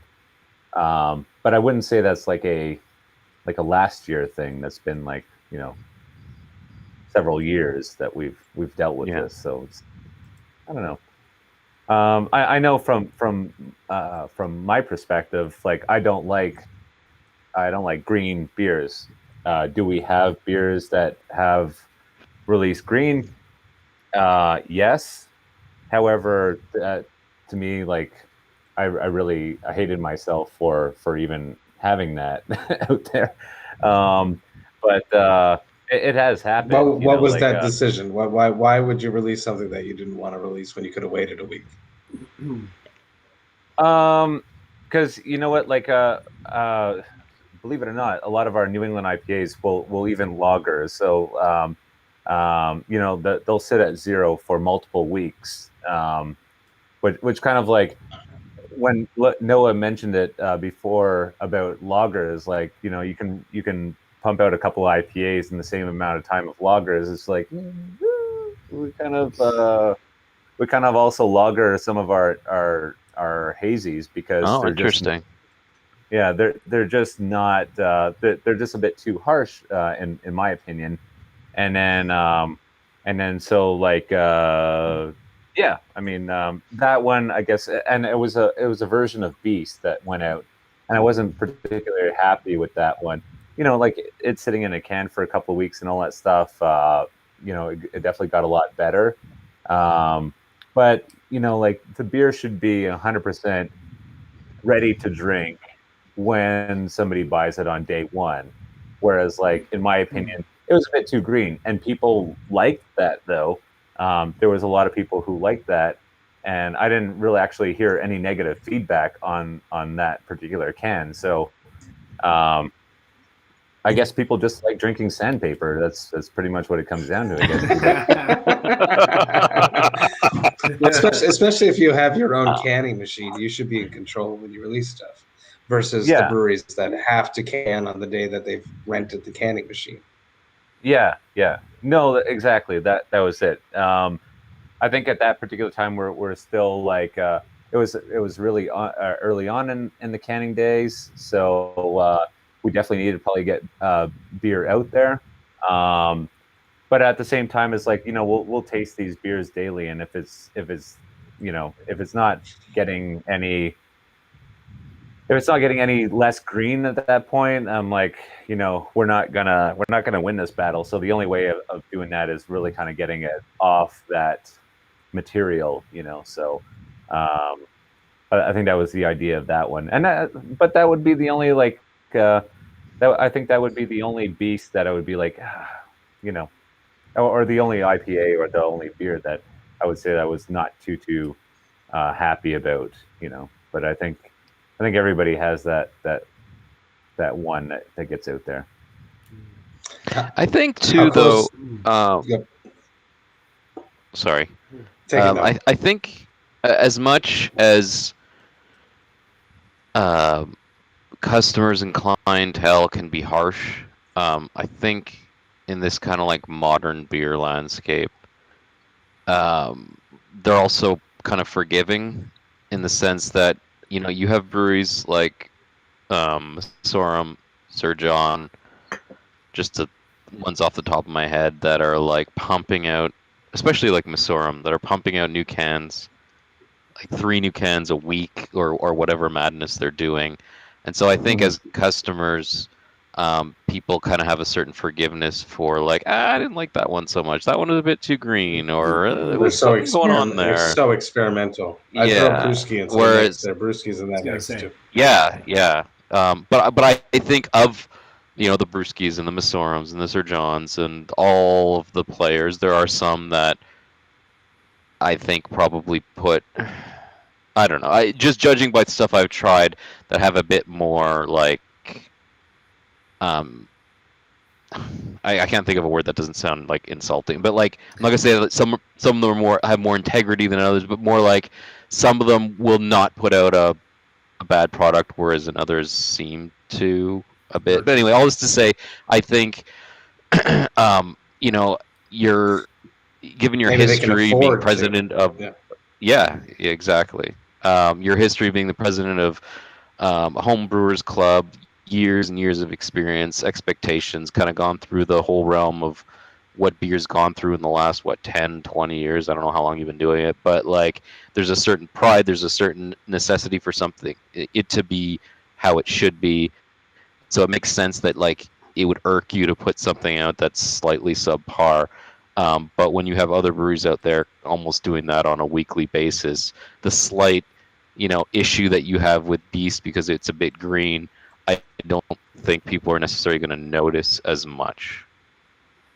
Yeah and no. I mean, like we're kind of mentioning before, is like we do straddle that line of like flagships and stuff, or actually having a line of beer. And then, like, whereas a lot of times, like, the breweries that you had mentioned, they're doing like one-off cans, like, a lot of times, I mean, I don't really have time to go stand in line, is what I'm trying to say, is like to go try every single one of them. I mean, I follow these guys online, and I don't really recall seeing like the same name twice, No, or exactly. It's always new stuff. If it's the same name twice, there's probably a good year or a several months gap. So, can you really remember what you drank a couple of months ago? Probably not. Not to the T, anyways. But yeah, like I think that's where that's kind of like you have like that. You have that forgiveness, like the customer's going to say like, "Oh, this was drinking sandpaper," I think.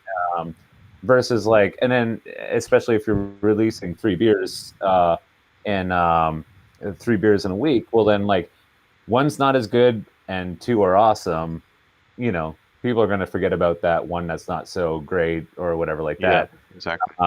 And then they're going to forget about it because they're going to stand in line next week to get the next ones and all that stuff. And then you can release the one that wasn't so great 6 months down the road, and people probably already forgot about it, and you've already gotten like new customers by then, so it doesn't really matter anymore. Yeah, exactly. Whereas like if you're coming out with like a, you know, I guess more of a, not a flagship product, but if you're coming out with like a line of products, you know, like it kind of needs to have some familiarity, I guess. You know, something, you got to be close to it at least, you know. So For sure. It's an interesting conversation though, because basically what you're saying is that the breweries who pump out more beer regularly essentially earn themselves a level of forgiveness for a less than stellar beer, because if they're dropping, like you're saying, 3-4 a week, in which a lot of the breweries we mentioned are doing, if there's one that's not great and 2 that are good, then people are like, okay, I'm still going to come back next week. It's an interesting thing because I imagine there's that one fire beer that right. drives the hype. And then the FOMO that comes with exactly that, because you're almost like, oh, but like, even though say 1 week could be 3 duds, and then you're like, oh, but next week. But you got to get them all. You got to get them all because it could be any of those ones that is the fire beer. Right. So therefore, there's less forgiveness for breweries who maybe aren't. You know, you're only dropping. If this is the 10th version of this, and I had the first version 3 years ago, I mean, that says a lot about how often this beer comes out, if that's accurate, Drew. And, you know, it's an interesting just conversation about, you know, how beer consumers these days, whilst they're quite, you know, it's nuanced and people are very educated, a lot more than they used to be. But there's probably equal amount who are kind of new to the game and are just jumping in because of the hype. And where that sort of forgiveness, because there's so many breweries doing it, it's pretty easy to just like write off a brewery or just be like, nah, man, they suck now. We're onto this. And then, you know what I mean? It's like very fickle. It's a lot of ficklenty, and then you know, are they forgiving them? But then maybe one brewery doesn't do 3 a week; they do maybe a new beer a month. And if that's not great, then does that reflect worse upon them? It's interesting. Yeah. Well, I mean, you got to earn your stripes still. Like, I mean, you know, like, there's a reason why people are lining up for these places, you know. So, you know, if anybody was coming around and just pumping out shit, like, I mean, I can release 3 beers every week too, but I mean, nobody's standing in line for my stuff anyways. But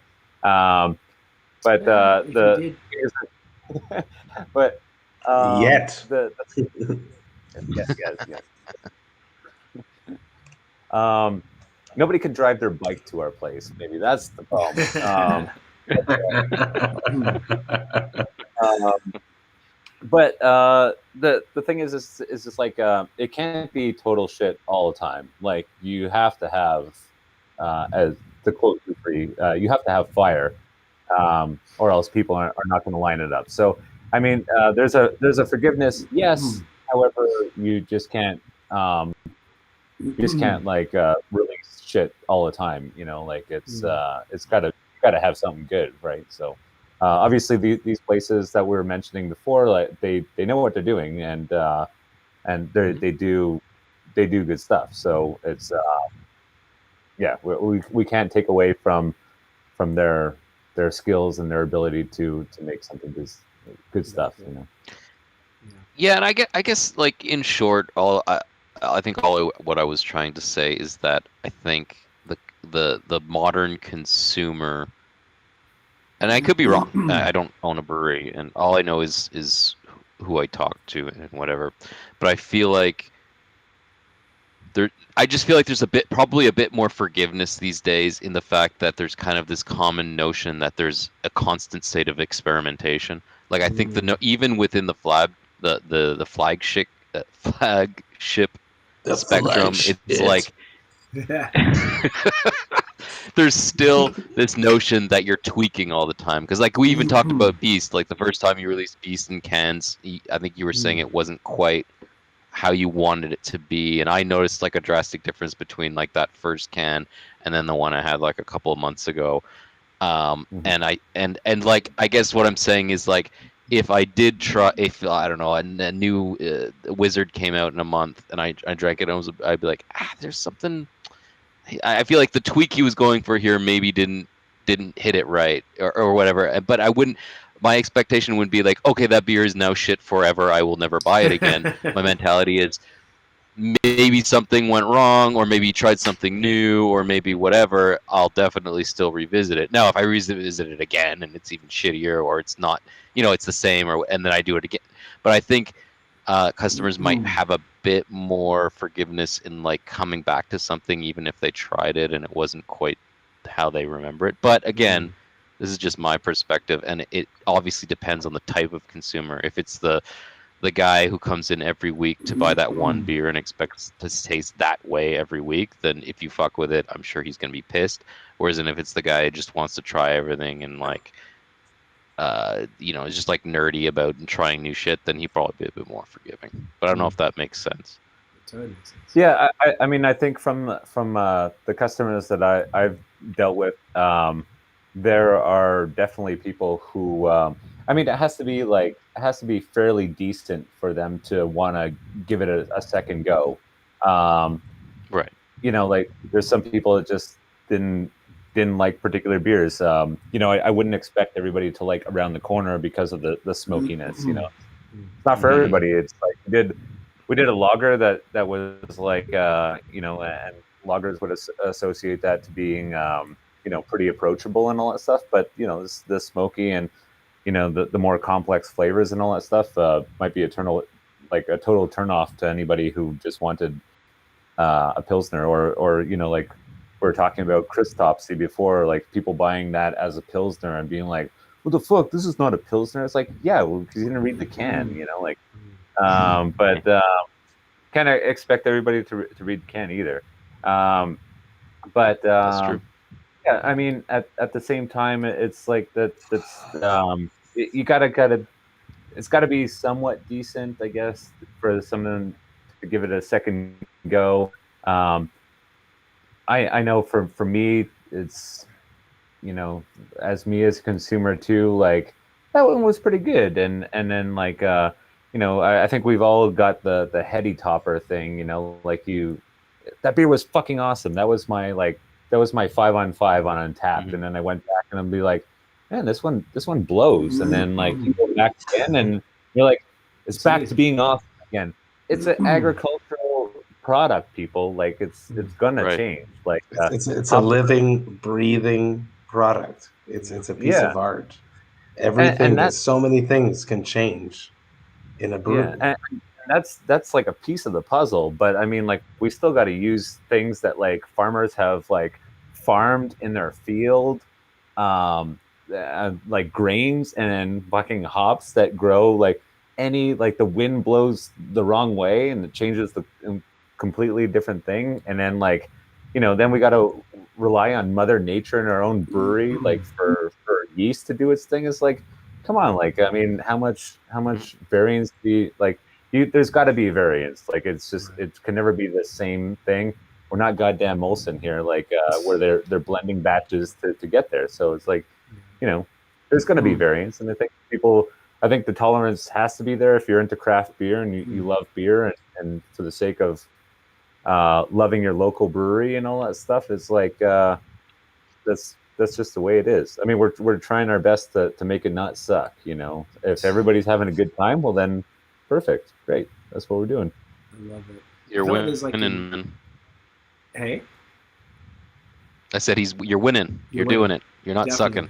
No, not at all. Yeah. I feel like there's like an inevitability that there's going to be some average stuff, particularly with those ones that are pumping it out. But then, Beer and Bozo is saying here, like, there's a danger in being a thing, which is kind of plays into that. Like, you know, there is that where people can turn on you quick as well. So it's almost like if you want to be that super hype thing, and I feel like most of the breweries that end up being that never ask for it.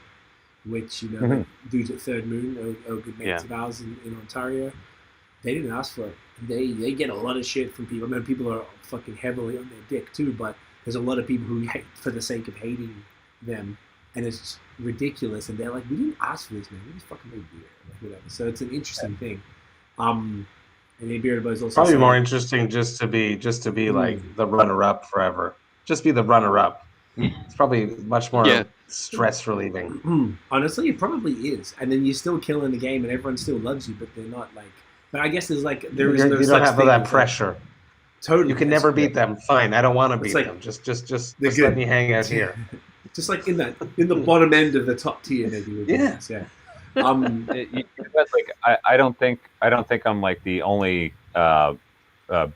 brewer to say this, because I've seen it posted online, you know, on like Beer Memes Quebec and all that stuff, and just like, you know, it's kind of nice to not be at the top to a certain extent, because it's just like, man, the amount of love is great. I think even like, you know, Matt's in the band, and you know, Craig, you're rapping and all that stuff, and like, you, of course, you want to get noticed and you want to be up there and all that stuff, but there's a lot of shit that you got to deal with too, and if you're not prepared to take that shit, well then it's gonna be a hard ride. I mean, that's why a lot of artists kind of go off the deep end on that shit, because like you know, YouTubers that I watch too. I mean, you guys probably watch the same guys, but they're like, don't read your comments. You know, it's like, yeah, well, you kind of. That's not true. Finn reads his comments and uses them constructively. Yes, he does. But it also drives him probably insane too. But the thing is like, to be at the top, there's a lot of love, but there's also a lot of shit that you got to deal with. And I think if you don't have the thick skin to deal with it, well then fine, you know. I don't know if I'm particularly built for the thick skin, because I take any little comment a little bit too not serious, in the sense of like where I'm gonna blast somebody online, but I'll dwell on that like the whole night, like, what did they mean by too much lactose, you know, or something like that. But I mean, like, we didn't put any fucking lactose in there or something. I don't know. But I mean, like, you can. I don't know. I'm glad, like, to a certain extent, that we're not out of the public. I mean, that we're kind of out of the public eye, for the most part. Obviously, that's not a very good business model either, because you need to fucking sell beer. But yeah, it's just like, you know, the poor guys at Mosorum getting chewed out for like the exploding cans. I mean, Jesus Christ, put it in the goddamn fridge, you know, like. But you know, it was like educate your public. Yeah, but I mean, it's just like, it was a whole month of that. It's just like, I can't even imagine being in that brewery at that time. It's just like, oh man, just like let it go, man. People like move on to other things, like. But I mean, maybe that's the pandemic syndrome too, like cabin fever. Like, people just need to, you know, they can sit down at their computer and make memes and shit, or I don't know. But well, I mean, that group became. I was going to say, you keep going, Noah, and I'll have my question next. Sorry about that. I was just going to say that group turns to kind of bullying mentality pretty quickly. And it's not always intentional. I think what happens is that it's like this, like, almost like meta thing, where like when something becomes a thing, then it's almost like the joke becomes that everyone has to make fun of that one thing, and then it becomes almost funnier within the group if everyone starts doing it to a point where it's absurd. And so like the thing of the week becomes the thing. And then the same, and I don't want to get into it, but the same thing happened with bashing these female influencers. Yeah, and then that really started. Yes, well, Yes, but they were like the whole joke was that they were influencers or whatever, That's true. and that got really, really bad, and really pissed me off and caused me to create some memes of my own and write a piece on it. But anyway, all this to say, like, you wrote a great piece. You wrote a great piece. thank you. And yeah, but all this to say, yeah, like I felt bad for the Masorum guys too, and anyone else who has like a little thing, because they just take it and they ride it to death. So like if I was working there, I'd have to just leave that group because otherwise it would just be too much. Yeah, it's a lot. Yeah, and I think where shit went downhill is that I mean, even with I saw the beer influencers and all that stuff, and it's just like, I don't know. I think like me personally, I would have just shut my mouth and just let them like, let the old dog chew that bone to death, and I wouldn't have fed into it. But that's just me. It's just like, at the same time, if I was in that position, would it be the same situation where I would just like let it? I mean, do you just let it ride out or whatever like that? I don't know, because thankfully I wasn't in that position. But yeah, I don't know. It's just like it's and that's just like one Facebook group out of like the internet, Exactly. So what are other people saying about it and stuff like that?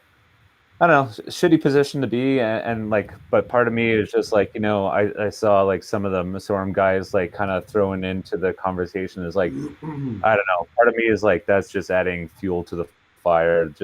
Yeah, for sure. Just let the like, let the trolls be trolls, and then just keep doing what you're doing, because obviously there's a lineup around the block. You don't need to tarnish. I don't know if it tarnished anybody's reputation per se, but you don't need to give into it.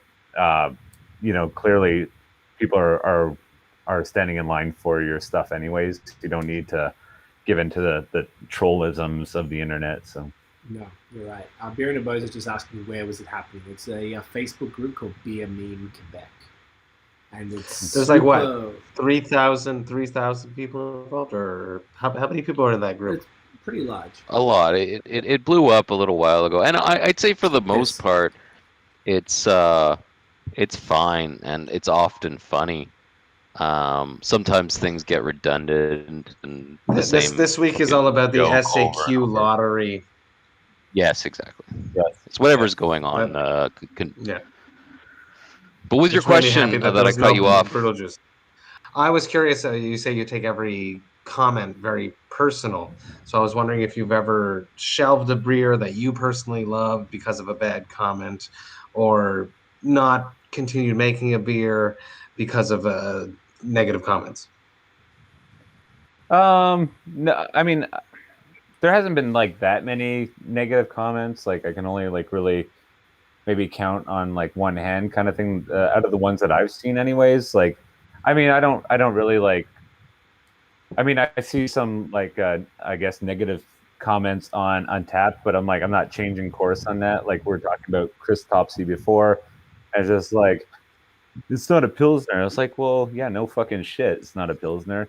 So like, I mean, that wouldn't make me want to change the whole direction of that beer. But for instance, we had something with like our naming of beers, and I mean, that kind of sparked up a conversation between like me and one of my partners, and just like, well, should we get back to like, because when we first started, the naming of our beers were kind of like after ironworking stuff, or like, just kind of like blue collar things, like hard day's work. You work your ass off all day. Well, this is a beer for the end of the day. So do we get back to that, or do we just like still stick with the stupid things like 2 liters apart and Arnold Schwarzenegger or Jaromir Lägr or whatever like that? And I don't know. It was kind of like, but that's one person out of all. That was one person out of all of them. But then at the same time, you can kind of think of like, shit, is like, are there more people out there that think like, I don't know, naming a beer or a particular beer tastes like shit, or whatever it may be? Like, do you start changing a whole bunch of things? And it's like, I just think back of it at my business courses in when I was taking them in McGill. It's like you never change your product because of one comment. You kind of take that comment, you shelf it, you put it in your back pocket. But if you start getting that reoccurring trend, well, then you need to do something about it. But then there's always, and especially in this day and age with the whole people the whole COVID thing and people being locked into their houses or parents' basement or whatever, like the neck beards are always going to say some bullshit about you. So, fuck neck beards. That's it. Fuck them. Shave under here, dickheads. Yeah. Speaking of, I was trying to segue. Neck beards. Next beer. Ooh, that kind of right. That's good. But I should rap. What are we thinking, boys? Mad Haze. Mad Haze. What are we talking? Uncle Drew, you're in charge here, mate. You dictate. Monkey Dog. Let's do Monkey Dog. It's the new experimental thing. Let's do that. You got Monkey I'll Dog? go get that. That's a funny sentence to say to somebody. Could you get Monkey Dog? Monkey Dog. It's a monkey and a dog. She got it. You got it? So It says monkey and dog. Craig, how many edibles did you have? I don't get high before the podcast. You know what? Fun fact, I used to get high before the podcast in the early days of the virtual ones. You're too awkward. But I felt like, no, because I get I don't know about you, but do you get awkward when you're high? Because I get a little bit awkward. Oh, so I get bad anxiety when I'm okay. high. So you used to do it at the I mean, end not of always, but like I'm always thinking the thing that's coming out of my mouth is ridiculous, the wrong thing, or like I just start overthinking everything. Like, right. If it gets to like 11:30 and I'm halfway through this double IPA and I sneak off to the bathroom to smoke a little bit or something like that could work with me because I'm already confident from the booze or whatever, and I'm not necessarily leading this conversation. But to go in like cold and be the host of a podcast while high, I can't think of something that's like more of my worst nightmare than that. It's so much. I'd be horrible. I'd be horrible high. It's just so like, it's not so bad. You just got to be like, fake laugh time. Sorry, doing photos. I love it. Look at it. He's the best. Oh yeah, God to your face. It's just like, oh, do a little one that. Look, No, just the beer. Just the beer. Okay. So anyway, guys, I'm having so much fun with my favorite friends. I just love my friends. This is The best so part cool. is when I see pictures and I know that you're fake laughing. You know that, yeah, this motherfucker. He's That's not the best smiling. part. Yeah.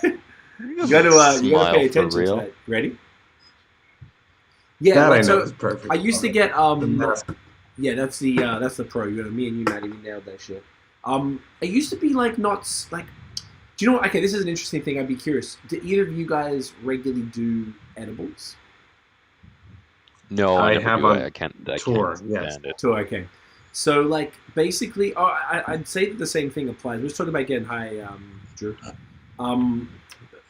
What I used to do, say when in Toronto when we lived there, I used to get high like all the time, and say like me and Tiff, we used to work at the Apple store together, so we would. There was such a big like expectation of socializing with everybody all the fucking time. You spent 40 hours a week with these people, and then if you're not at that event, go to that bar, hang out at this person's house, and say, where are you? Like it was like a whole thing. So say if it's like okay, we're chilling tonight, and we get high, thinking that we're chilling, then we get the text like, yo, you guys can come out. Like, like there's nothing worse than not being mentally prepared being high. So point being, if I know I'm doing a podcast and then I have an edible or some oil or something before the podcast, I'm not like crazy awkward. I can kind of get through it and just kind of channel it into fun. But say like I got high, like, oh no, I got a podcast and I totally forgot. Then it's a nightmare because you just overthink. I don't think I wouldn't be able to do a podcast high. You haven't, yeah. It's not. I don't think so. No. I just don't want to fuck it up. As Maybe well because, maybe before, not anymore. Well, say, do you know what the difference is, though? The thing with, say, Vox&Hops and BAOS is we're interviewing people primarily. Sometimes it could just be the three of us hanging out, talking shit. I would be more comfortable being high just knowing that it's the three of us yapping, and it literally doesn't matter. We know each other. I have no anxiety about talking to you guys. But if it's, I don't know, Drew, we've all known Drew for years, so this is a super comfortable podcast, as you people can probably tell the way we're engaging. But say if it's like a new brewery that I don't know, and it's very often, and Matt, you too, we've talked about this, where we're meeting the person for the first time. Noah, you typically only come in on ones that you already know the person, so it's a little easier for you in that way. But if we're coming in there, we're trying to meet somebody and be cool, we have to make them feel comfortable, get them comfortable enough to start talking, build rapport, kind of make jokes, make them feel like, I'm pretty welcome. This guy's cool. Man. So doing that. Exactly. That's why I don't think I would ever do that high. Well, maybe we should do a high podcast. That could be fun if it's just us with no interviews. But I also find it ruins my palate completely. Yeah, definitely can. Go on, man. What are you gonna say, man? I was gonna say you should find a brewery because before Quebec passed the laws, Saint Buck was fucking around with using weed in beers. So there must be a brewery in the States where it's legal to put weed in beers and do a podcast with them, and then it's all about the two cultures. That'd be super interesting. That would be pretty didn't cool. Saint-Camberol and Buck Canada just do two AY Stay High collabs? I thought I don't know what they did. I don't think they actually put any weed in it, but it's it's a dankness. I need to ask them about that. What is it about the beers that are AY Stay High? Yeah. I keep reading it. Canada did one. I'm like, what the fuck is this beer? Yeah.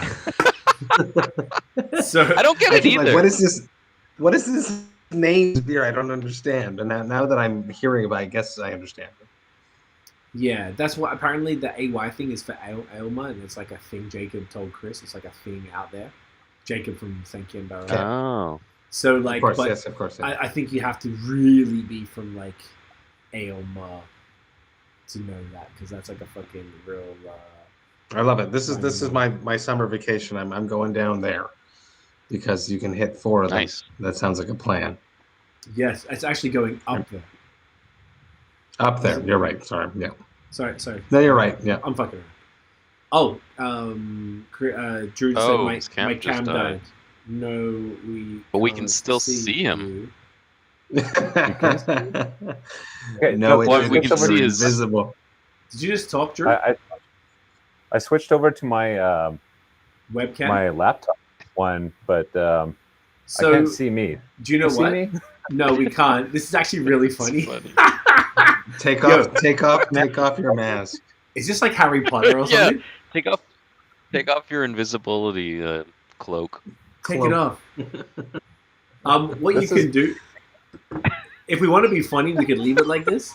If we don't want to be funny, you could actually hang up and just dial back from the new device. Okay, that's easier.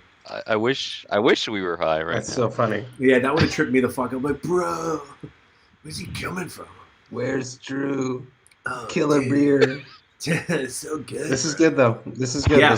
Yeah, it really is. It's almost like an exact amped up version of 3 hops this time. I feel like it really has that same profile.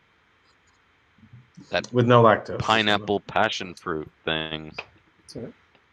Yeah, this one actually does come off a bit drier. It's really good though. It's got Sultana, Simcoe, and Sasquatch hops. 8.4. I thought you said this one had two Laurel that I've never too. heard of. I've heard of all of them. I don't think I've had many of them. Not according to the back, but maybe it's not the right one. Oh yeah, you're right. Isn't Sasquatch that first ever Canadian strain? That'd be cool if it was. I thought I remember reading that it came out last year or the year before. That's cool. It's the first strain in Canada or something like that. You don't really have any Canadian hops like that, do we? No, I think that was the first one. Okay, I love if it. I'm not mistaken. Could y'all talk? I kind of feel like my palate isn't on point tonight. Can you guys talk me through some of the tasting notes you're getting here? Because I feel like I'm some of the things you guys were saying earlier, I'm just not getting, and I just feel like maybe I'm just one of those off days. Yeah, Yeah, it the happens to body me is too. great. I find it kind of tangy. Mhm. Again, I find it a lot like Three Hops this time. It's like tangy. Yeah. I get a lot of It's hard to do pineapple back to back. and Yeah. Yeah. passion fruit for me. Okay. It's not. Again, it's not like A little chalky. Wizard or Beast, or No, it's not. it's more not juicy, but like fruit It's definitely juicy. dank. There's some dankness to it, Yeah, is that what I'm getting? like a dry bite. I don't get the dankness in like the way that but again, it's all nomenclature and semantics, right? Because like I feel Yeah. like what I describe as this, you might not describe it as that. But for me, dankness is kind of like that funk you get when you like crack open weed, and it's just like this almost Like overwhelming grassy. It's hard to describe. Like fresh mowed lawn kind of. No, that makes funk. sense. Yeah. There he is. Yeah, it's an interesting. Whereas this has No, that a makes sense. juicier No, that makes feel. sense 100%. There we go. Now I'm in the darkness of things. More I like it. guitars. You're purple. I am purple.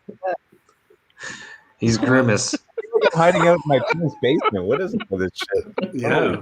What's going on, Grim? Grim That's Eye. amazing. Fucking Grim Eye.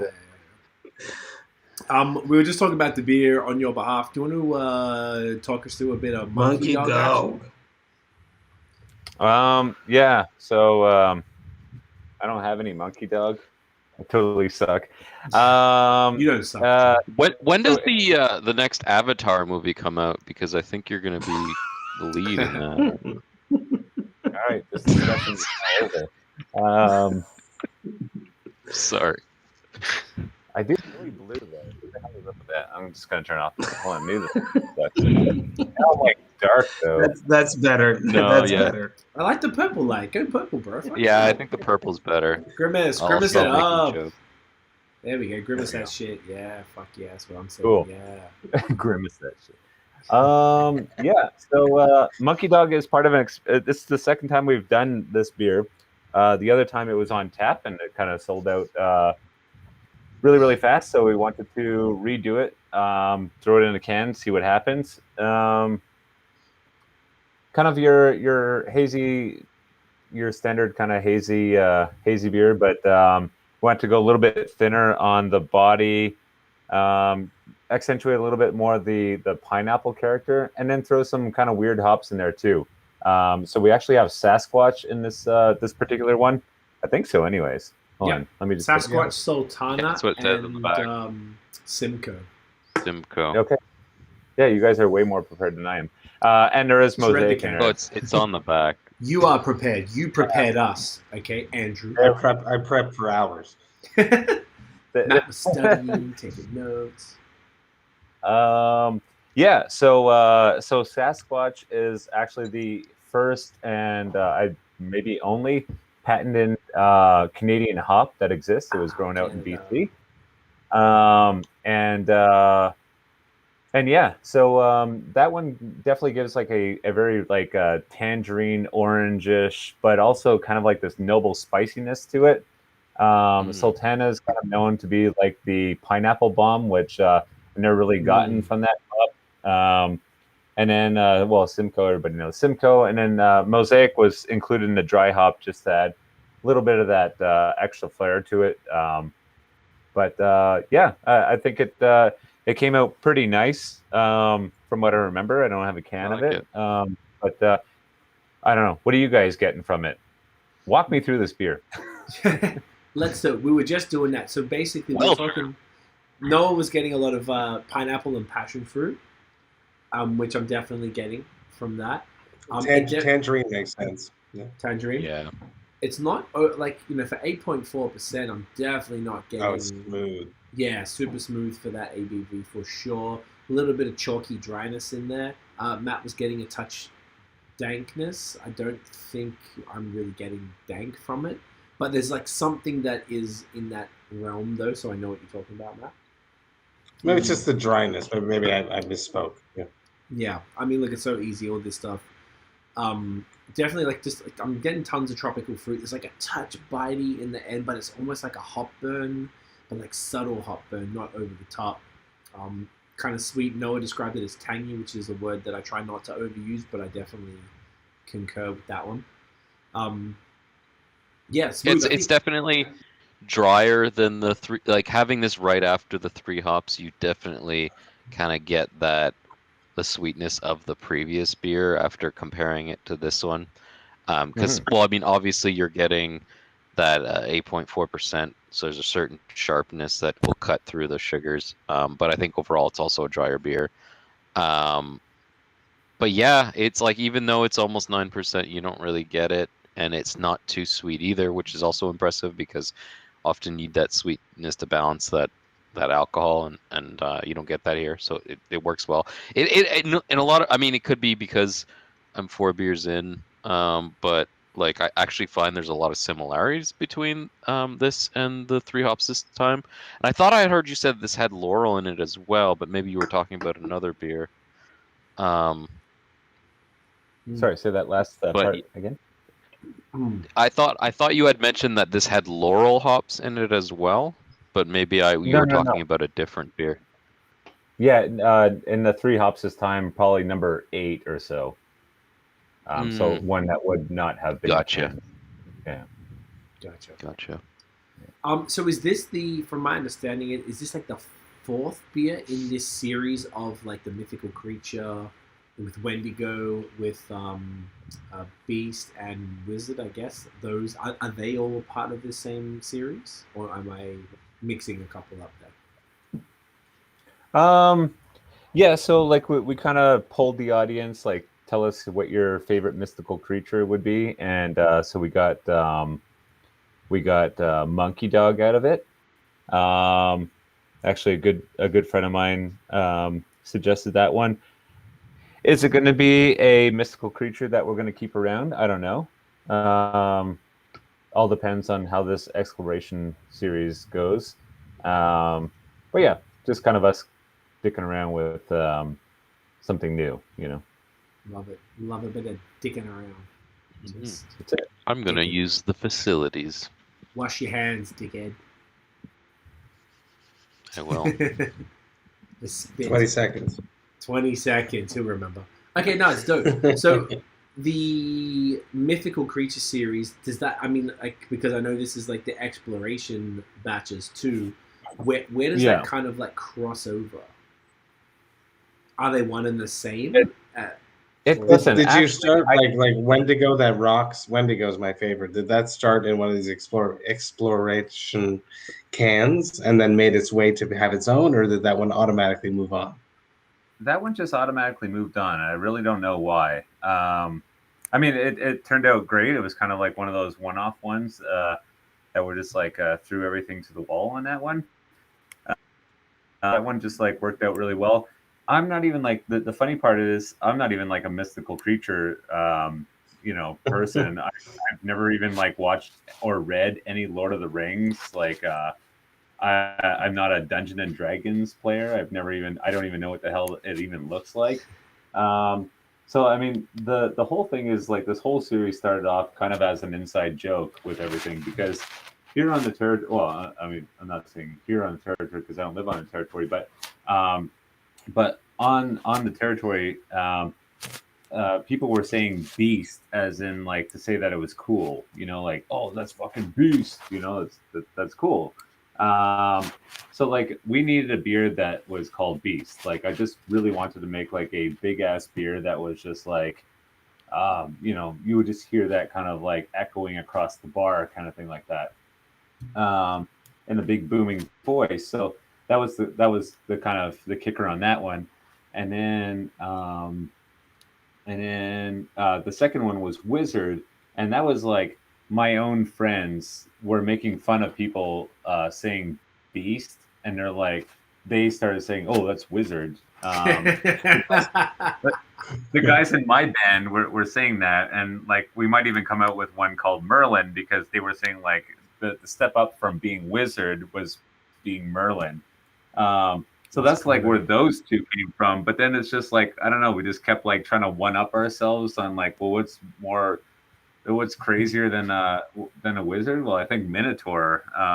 Let's do that. And then we even had Zeus like as a on tap at some point, and then it's just like Wendigo and Monkey Dog and all this like crazy shit, and I'm like, let's just keep rolling with that. But because we have names, but Love names. but yeah, it's I'm not a mystical creature kind of person, which is kind of funny that that we just have so many mystical creature things now. So you're gonna keep it running probably then, since you got the names. Probably, yeah. We're already in that rhythm, you know. Uh-huh. But I'm not saying that we would have IPAs that wouldn't be named that or different. Well, I mean, there's a lot of different beers that we don't call mystical creatures or anything like that. So Right. No, I dig it. I've enjoyed them a lot. They've been some of the favorite stuff. Those are the beers that impressed me the most, man. Like, I know that when we first met, we had the Beast. You were super proud of it, and it was when New England was still relatively new in Canada, and I was super impressed at the time. And just to see that change, I mentioned earlier, like just seeing that change, it was crazy. And then having Wendigo, which I think is that one 8%. I think that's 8%. Right? It's 8%. It's Yeah. delicious. Yeah, It's it was fruity as fuck. right. And Matt, to echo what you were saying, that was one it didn't get hidden in the back of the fridge. It just kept getting put off, and then I had it. It was probably 4 to 6 weeks old, and it was glorious. Like I couldn't believe how good it was, because haze for me like 2-3 weeks tops, and I'm like, we're done here. It was you just were like, testing it. I was testing it. I was like, let me see. Drew hasn't fucked up yet. Let's see if he's gonna fuck up. And he did it. Yeah. Did it. That was glorious. And that was amazing. Beasties just keeps getting better. Wizard's amazing. Like, I'm just being super impressed with the whole series and just the way, you know, once again, there was quite a gap, but being able to still try your canned products within the last 12 months has been super cool for me. And just to see that kind of growth from you know, that small system and to, you know, I guess going from that to the larger system and now canning and being able to nail that process in a short time, which is, you know, quite difficult. A lot of breweries have trouble with that. It's, you know, finicky and such. So it's really dope. And coming back to kind of what we were talking about earlier with maybe being the it brewery and blah blah blah, like when you start to do distro, which I think we touched on a little bit, I think it's gonna change the game for you, man. Like I feel like there's definitely a strong audience for all the things that you do. So when more and more people get to try your shit because of distribution, it's, you know, while not everybody, you know, particularly here in Montreal, it's a city, even though you're like 20-30 minutes away, it's not far. Not everyone, you know, I don't have a car, otherwise that's one thing that keeps me kind of like locked into my area. It's just like don't have it at my disposal, so I don't do things as much because it costs money to do that. But I feel like that's going to really open up your whole brand to a lot of people when they try your stuff if they haven't before. You know, people just, I think it's going to change the game for you. Have you thought about what that's going to do when you start the distro? Like, have you, you know, when like people actually try that shit, like, geez, where have they been all my life, type of thing? Yeah, I mean, I think for the most part, I kind of maybe even jinxed myself at the beginning of 2020 because that ball was really starting to get rolling at the end of 2019. I would say probably even like October, November. I think even Noah included us on talked about us on one of his articles and stuff like that, and that really got the ball rolling for us. And Wow, you know, the power of that's like where I discovered you. yeah. Really? Well, Really? I mean, 100%, 100%, yes. I worked I worked the bar on, I think it was Christmas Eve or was it New Year's Eve? I don't remember. And it was like I had people coming in there like, I need this beer. They didn't even know who the fuck we were. They were just pointing at their phone and they just see like a picture of like Noah's glorious pictures, you know, of one of our beers. It was just like, hey, this is and like, you didn't great, you didn't hire him after that? You didn't hire him Yeah. after that. Come on. Right? Because we knew the pandemic was coming and we couldn't afford him. But No, ain't cheap. yeah, but that's awesome it to hear. was like, That's really what's that? Sorry. sorry. It's awesome to hear when I hear stuff like that. I find it blows my mind because I never think that actually happens. But like that people go to places based on what I say, but that makes me happy to hear. Which beer was that, by the way, for people wanting to know, people being me? I forgot. Which beer was it? On the spot. Oh, it was. I don't even remember. I think it was Minotaur or something like that. Yeah, I think it was Minotaur. Probably. Was it? Okay. I had dropped off I'd met Noah outside of his work, or something like that. Yeah. Classic drop off. You give me a growler. Yeah. Yeah. And From a growler. yeah, I mean, that's amazing. And really the ball was really like starting to get rolling from there. And I remember for I guess like every kind of industry in general after Christmas, it's like, oh, the next couple of months are going to suck, and then people are going to have to save up their money and all that stuff. And our January was like summer sales months, and then like February was also really good for us. And like, holy shit, this is going to be our breakout year or something like that. Like we're going to actually be able to pay off some bills and shit. And then fast forward to like mid-March, where like everything just, the world stopped, and then that was kind of like a real kick in the pants. So yeah, like I think with the inception or like the adoption of cans, from the side of our business and all that stuff, that was like a huge help. Yeah, that was definitely like a huge help. It's definitely a huge help in terms of reach. Like we actually have people coming down from like Quebec City and Saguenay and Gaspé and stuff like that. Like these like I always thought proxies were like people who stood in line, at the Cool Kid breweries, and not ours. Like, and they would come down and get a bunch of cans and then for a bunch of people and then drive all the way back. So it's like with cans, that's been great because our reach has been a lot bigger. But I definitely can't wait until we can reopen again and people can start driving around and visiting things. Because I think that's gonna be a different ball game for us. It's gonna be interesting. Yeah, I think the canning really can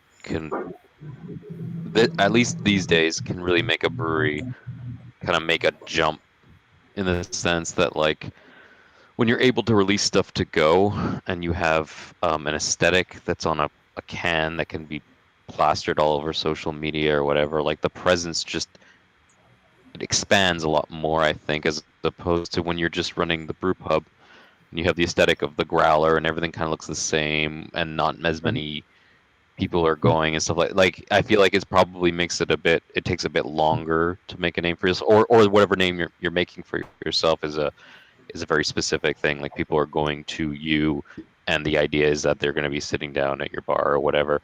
But like the pandemic plus you having bought that canning line, definitely I think, yeah, like you're saying, like after the pandemic's over, I think it's going to help your business just like expand that much faster and quicker. And not that it isn't already great. It's just I think it'll even get better. Yeah, no, for sure. I often said like, well, actually, when we bought the canning machine, me and Christoph were saying like, man, this is going to be growing pains for us from the brewing perspective of like, how do we balance, draft lines and canning? We're gonna have to find that happy medium of having enough beer on tap versus having enough cans out there. And we never really got to play around with that. But when that day comes, I think it's like already it's a slow development of that ball rolling again. I definitely think that like in terms of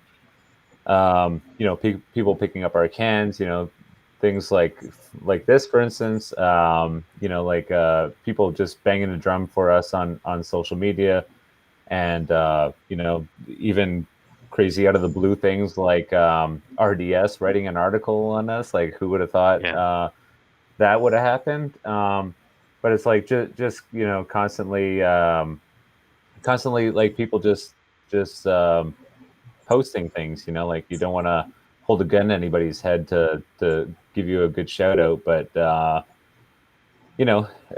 we got to do our job of putting good stuff in a can, obviously. But the more people talk about it, then the more people kind of illegally drive out to our place and do that and then share that with their friends illegally and stuff like that. But one day we're going to get out of this and everybody can drink freely again. But Yeah. Yeah. So to confirm then, do you have distro in the works? I know we touched on it earlier, but is that happening or is it maybe? We're definitely doing our research on that. Okay. We have a consultant working on that. We're just trying to find where do we fit in, because it's a very unique situation that we're in terms of being on a territory within a province. It's like a country inside of a province inside of a country. There's a lot more red tape than I understand, anyways. And it's not really something that I don't want to play around with. That's not my realm. I belong in the back or in front of a camera that occasionally dies, of course. But but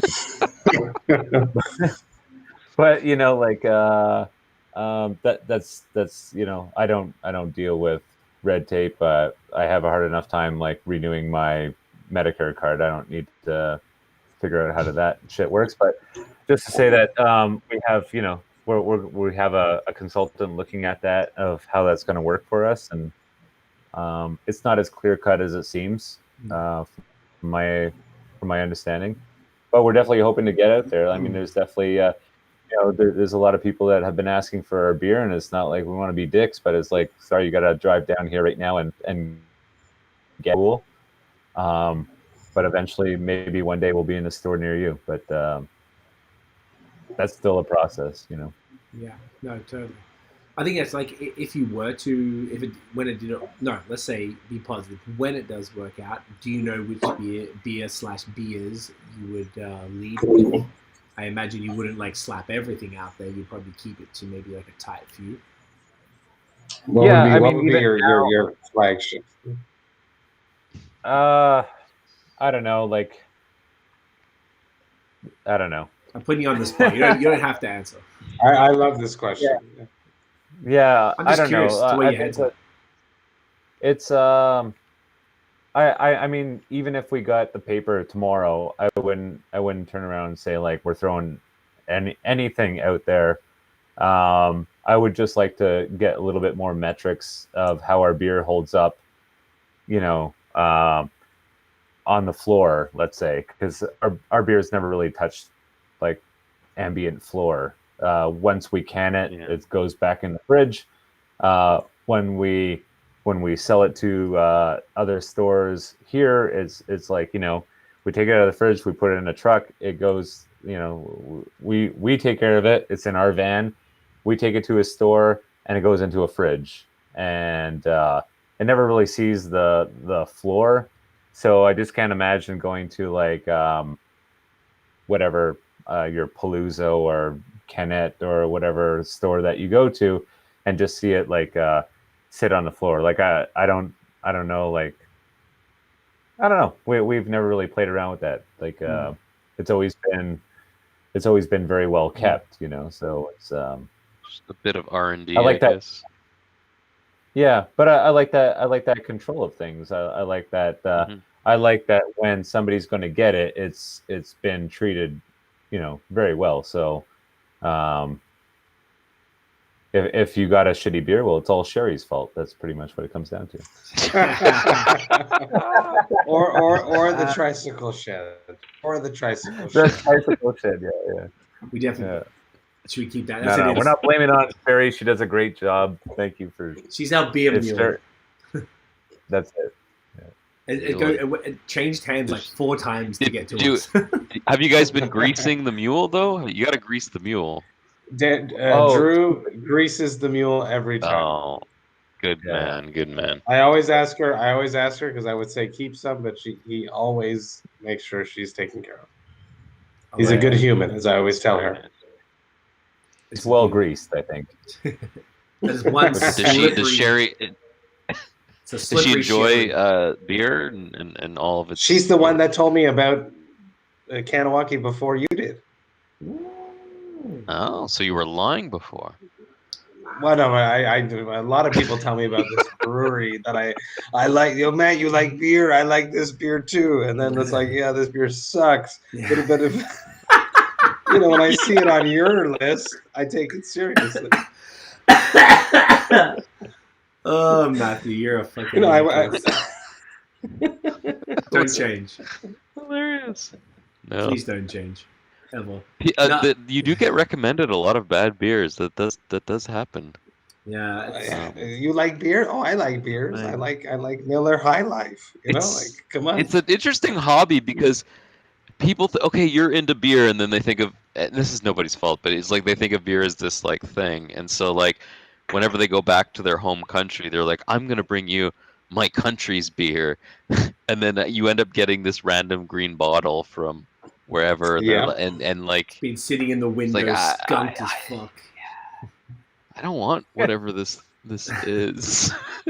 You got to drink it with them and pretend you like it. Yeah, like, ooh, yummy. Yeah, like I can't wait to see the picture. I'm just like, I don't think that's gonna happen.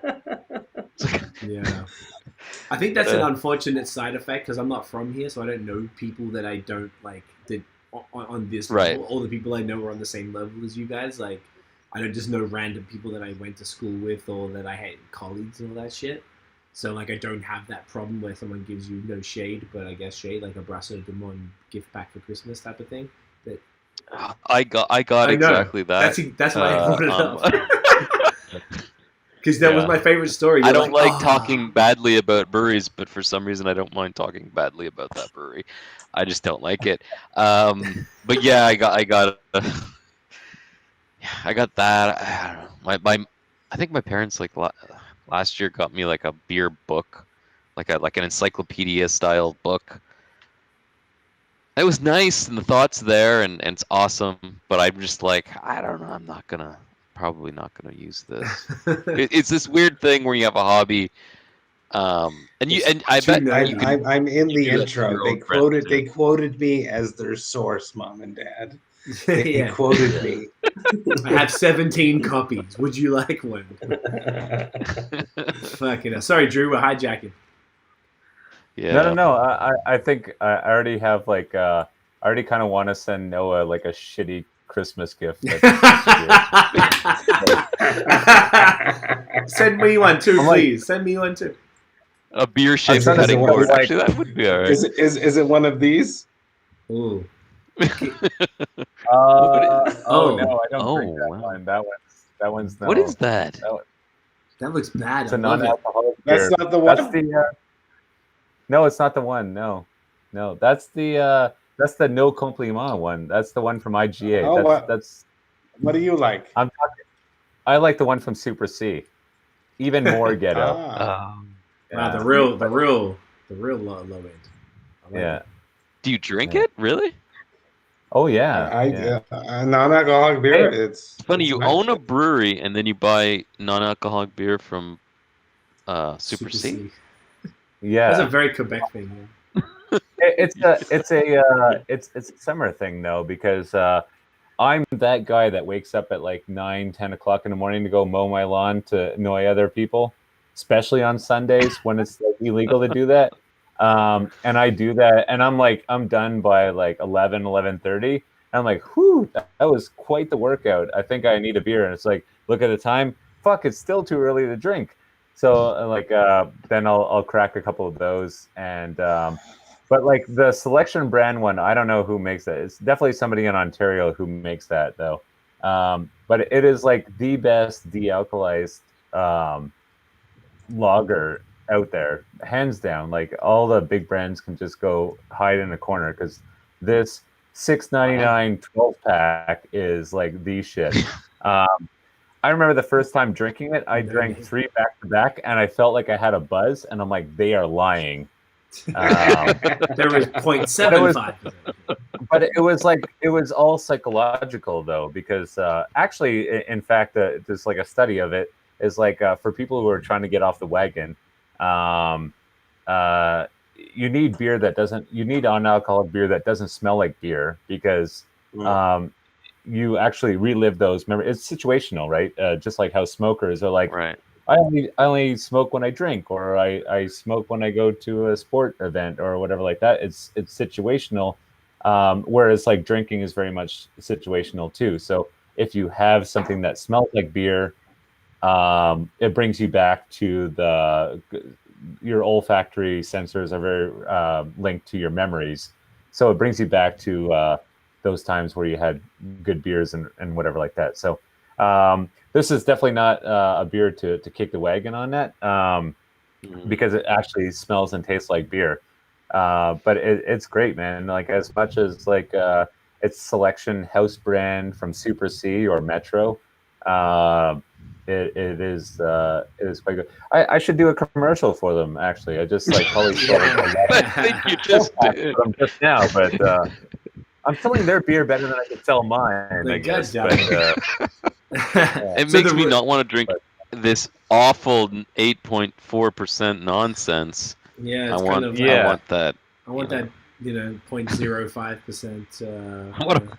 I want to go selection mow of 3 lawns and just fucking pound them. That's Would it. you ever, have you guys dabbled in non-alcoholic beer, or would you? Yeah. So we actually have one on tap right now. It's tap exclusive. It's one of our test batches of non-alcoholic beer. Oh yeah. We're doing a couple extra tests, actually starting next week, to do a couple more tests on de-alkalizing and all that stuff. But yeah, we are looking at coming out with non-alcoholic options. Maybe we might even do a non-alcoholic smoothie beer. That's what I'm talking about. So it's just Isn't that fruit. just a smoothie? It's a fucking smoothie. That's what it is. You could sell We're not it. a smoothie But it can be bar. sour based though. Yeah. Yeah. Did you say you're not a smoothie brewer? No, we're not a smoothie bar. Oh, smoothie bar. Okay, that makes more sense. Yeah, smoothie bar. Yeah. But Put it on slush. Put it on slush at the bar. slush. Yeah. Yeah. Actually, Best in one of those. somebody had just told me about this brewery in States, which you probably got hounded with some Facebook and Instagram ads. But they are coming out with a de-alkalized fruit seltzer. So I'm like, Perrier with why water. go?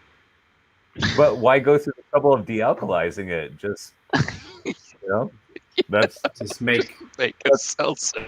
Perrier. that's going backwards. Like Yeah. you were already there. You didn't have to go.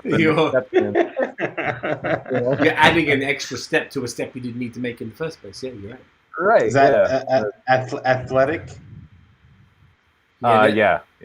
They didn't pay me to say that, but yeah.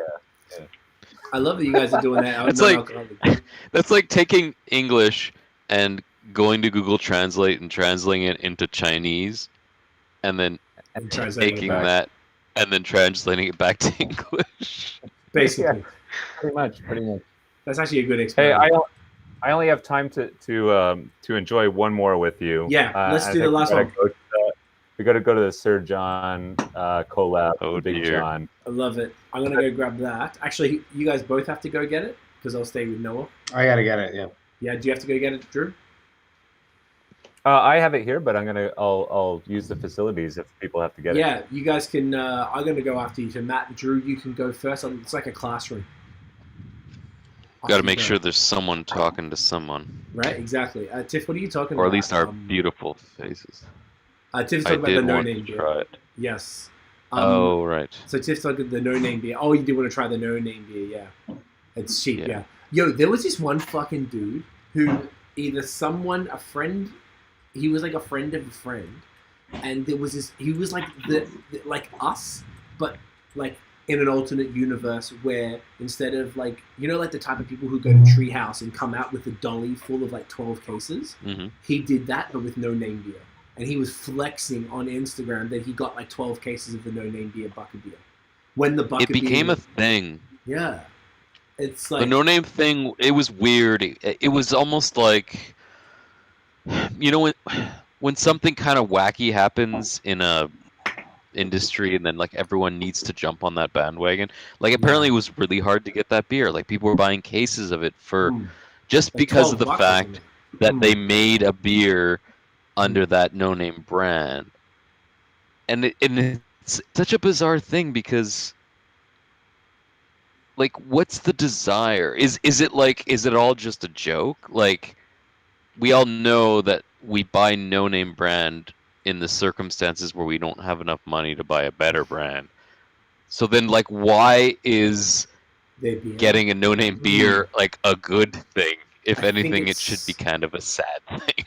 Or not a sad thing. Sorry, I'm gonna take that all back. It's a good thing in people who don't have a lot of money and they need to afford a beer that's discounted, and they can buy it for once, as opposed to them not being able to afford something more. But for beer, I didn't get why beer geeks, or even not even beer geeks, but just like people in general, wanted that, went crazy about it. Yeah, like why do you want it? There's a segment of people who pride themselves on paying the least as possible for everything, including beer, and they don't give a flying fuck about quality. And I think that's really what it is. They don't give a shit because they're more than happy to drink whatever the shit that's below, I don't know what it is, that's cheaper stuff below Bud and Bud Light and all that stuff. Whatever's cheaper, they'll go that. So I think that's where that kind of came in. So it's a weird subsection of society. I'm gonna get my beer, and y'all can keep talking about this, and then talk about this beer too. Talk to us about the sandwich on this. So, by the way, the guys at Sir John are absolutely awesome. So cool. But the sandwich is called Big John. It's a Quebec company that actually makes them. They are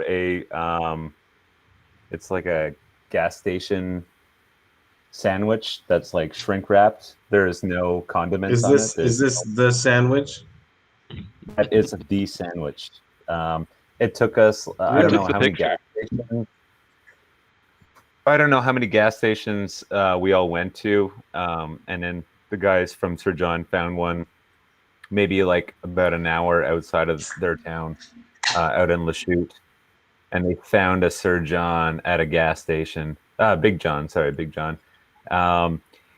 it's like a shitty piece of bologna with like a shitty piece of pepperoni or something, and then like a shitty piece of cheese. There's no mustard, there's no mayo, there's no butter. That's bullshit. Nothing in it. Not even Vegemite in this thing. Well, just we'll fix that, mate. Yeah. Not even a layer of Vegemite and butter with it. It's just a bare ass sandwich, and it's called the Big John. And so I don't know. We're like big fans. We're big fans of road tripping. If you follow anything that Sir John does, like they always have like their little road trip, the Woody, the wood panel car, and like they're very inspired by Vermont beers as well, and stuff like that. So we definitely had the road tripping thing in common, and what's synonymous with road trips is eating shitty food along the way. Right. And so the Big John came about. Like we wanted to go with a big ass IPA. We wanted to do like everything kind of over the top with hops on that one. So it was like it needed, and because it was Sir John, we were like, well, let's do the Big John. And then Big John also happened to be a sandwich and stuff like that. And I think actually the sandwich might have maybe inspired us more. But you had the name before the brew day. Yeah. Oh yeah. Which is like a pretty rare occasion because you never really have the name before. Okay. What are the hops in this one? Sorry, no. All of the hops in there. Totally. So there's a lot of Citra, hops. Idaho 7 Equinut, and we also put Talus in there. Talus is a relatively new hop, and Talent. Talus. Talus. Talus. Look at the back of the can. Tiff has it. She's taking photos. We're creating content. Tiff, what are you doing? Look, Star just did a Talus thing. Okay. Right? Yes, that's how I remember. When Okay. Tiff takes the photos, does she like fake laugh while she's pulling the trigger, or does Is she she? fake laughing? No, she's just got a stoic concentration face right now, just fucking taking the shit out of that photo, mate, making sure that content. She's the one. She's the one that does it in the plants. Yes, she likes it. Well, I know I do plant shots. You know, don't give me my props, bro. I do fucking plant shots. Oh, I'll give you mad props. Thanks, bro. Great plants. Anyway, sorry, I'm deep. Give you your props or give you your crops? Are you taking plants? Oh, is that a dad joke? Is that a dad joke? Is that a father of two joke? There's one full dad on it. 3 dads. Yeah. That was a level 3 dad joke. Level 3. Yeah. I'm gonna get it was there. Almost at 4. Almost. Yeah. I know this for this. The story behind it is really cool because I was turned off when I saw it, but now that I heard the story, now I understand it. Okay. But I feel like the art, even beyond what the story is about, which is awesome.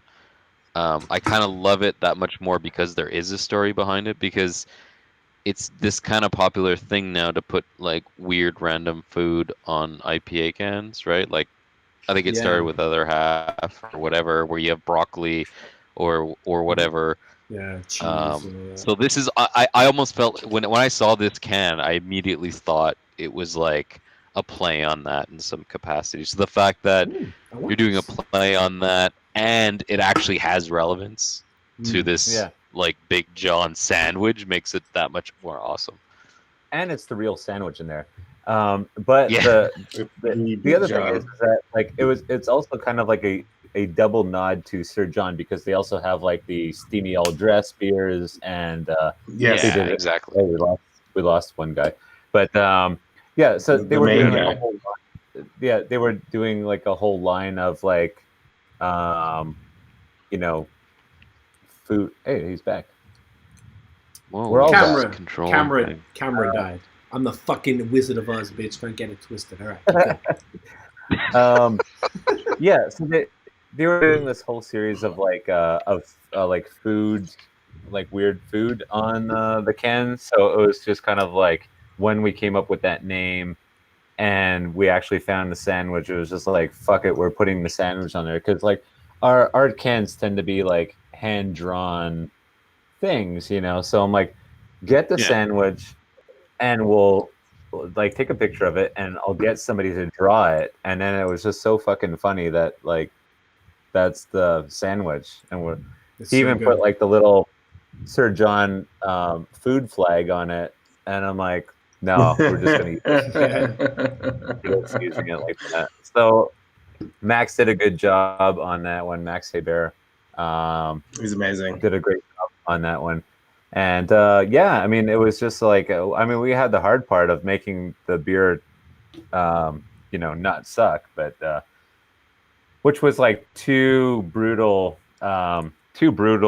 brew days. The first one that they were there for, and it was like anything bad that can happen happened.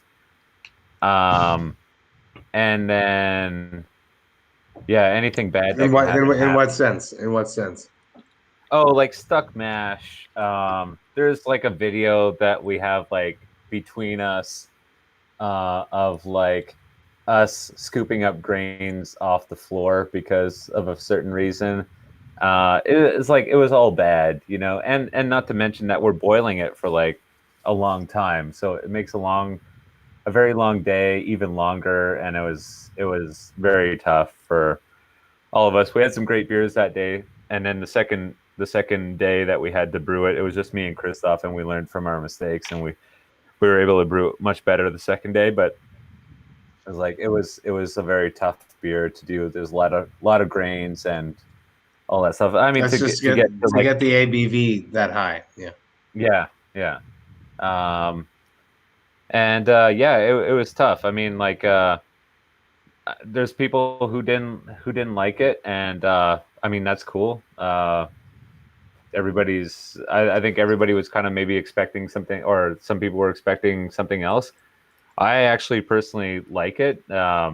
It's not your typical hazy IPA because there's not that whole haze mouth factor. But I'm like, find me a beer up there with that kind of octane and that kind of flavor content too. It's just like it's it's a very difficult beer to execute. Anybody who's done above 9% knows what the hell we're talking about. So, No, it's Well, dope, man. I think people are stuck. It's everything has to become what's right now, and like what's right now is these like 10% triple IPAs that are extremely aromatic, extremely. It's like they're like when they're done right, they're like teetering on that dry profile with the booze, but like if it's a little too sweet, then it's cloying, and if it's a little too boozy, then it's too sharp, and playing with that, but with that insane dry hop New England thing. And I feel like that's kind of the thing that's like people are like searching for now. But what I like about this is it encompasses some of that, but it has like just like a solid balanced richness to it. This is the first time I'm trying it, and like it's really Same for me, sweet too. on the I haven't had nose. this before. Like candied fruits and stuff like that. But when That's you what sip it it, is. you get the warmth and you get the sweetness right away. But it really works. I feel like there's like a nice roundness to it. It's a solid beer. But I can understand why you might have had some people that weren't into it, because I feel like they're getting used to that new kind of understanding of the triple IPA, like what Block Canada is doing and stuff like that, which is kind of a different beast than it's kind of the same but kind of different at the same time. Yeah, It's definitely not a New England vibe. Yeah. No, and you know what? Like we went with the there was a triple dry hop, but it's a triple IPA, but IPA in like the American sense of like, I don't know. Think back a few years when like we didn't really have to put NEIPA on a can. It was just fucking IPA people. Like, who the hell had that interview with Masorum? I think was it you, Matt? Or I remember just like them saying like, we don't put New England IPA on our cans because it's just goddamn IPA. Like if you don't like it, well then that's it. But it's like it's IPA and IPA is IPA. So so it was just like that is more of that American IPA, and dare I do make the comparison, but I think it's like of like that Midwest variety. It's not quite West Coast. Yeah, and it's I definitely feel the vibe of that. Yeah, it's like if Three Floyds came out with this, everybody would be losing their fucking tits over it. But Absolutely. Losing their tits, misplacing their breasts.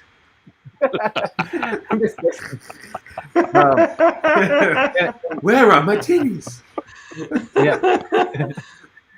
I mean, this comes from somebody who frequented the Midwest quite often in my other career. And so like I was always going to like Revolution and Three Floyds and I don't know, Pipeworks and all that stuff. And it's just like, this is the kind of shit that they were pumping out, like, sure. 4 or 5 years ago and all that stuff. And it's just like, but because it's not like super pale, super cloudy, it's not an IPA. It's like, well, yeah, IPA wasn't even fucking this, like, 10 years ago. So, I mean, this is pretty damn awesome in my opinion. But I mean, maybe I'm biased too, So my interest about this collaboration, sorry, is what did Sir John bring to the table? in this collab? What is there expertise that you grasped upon in this particular beer?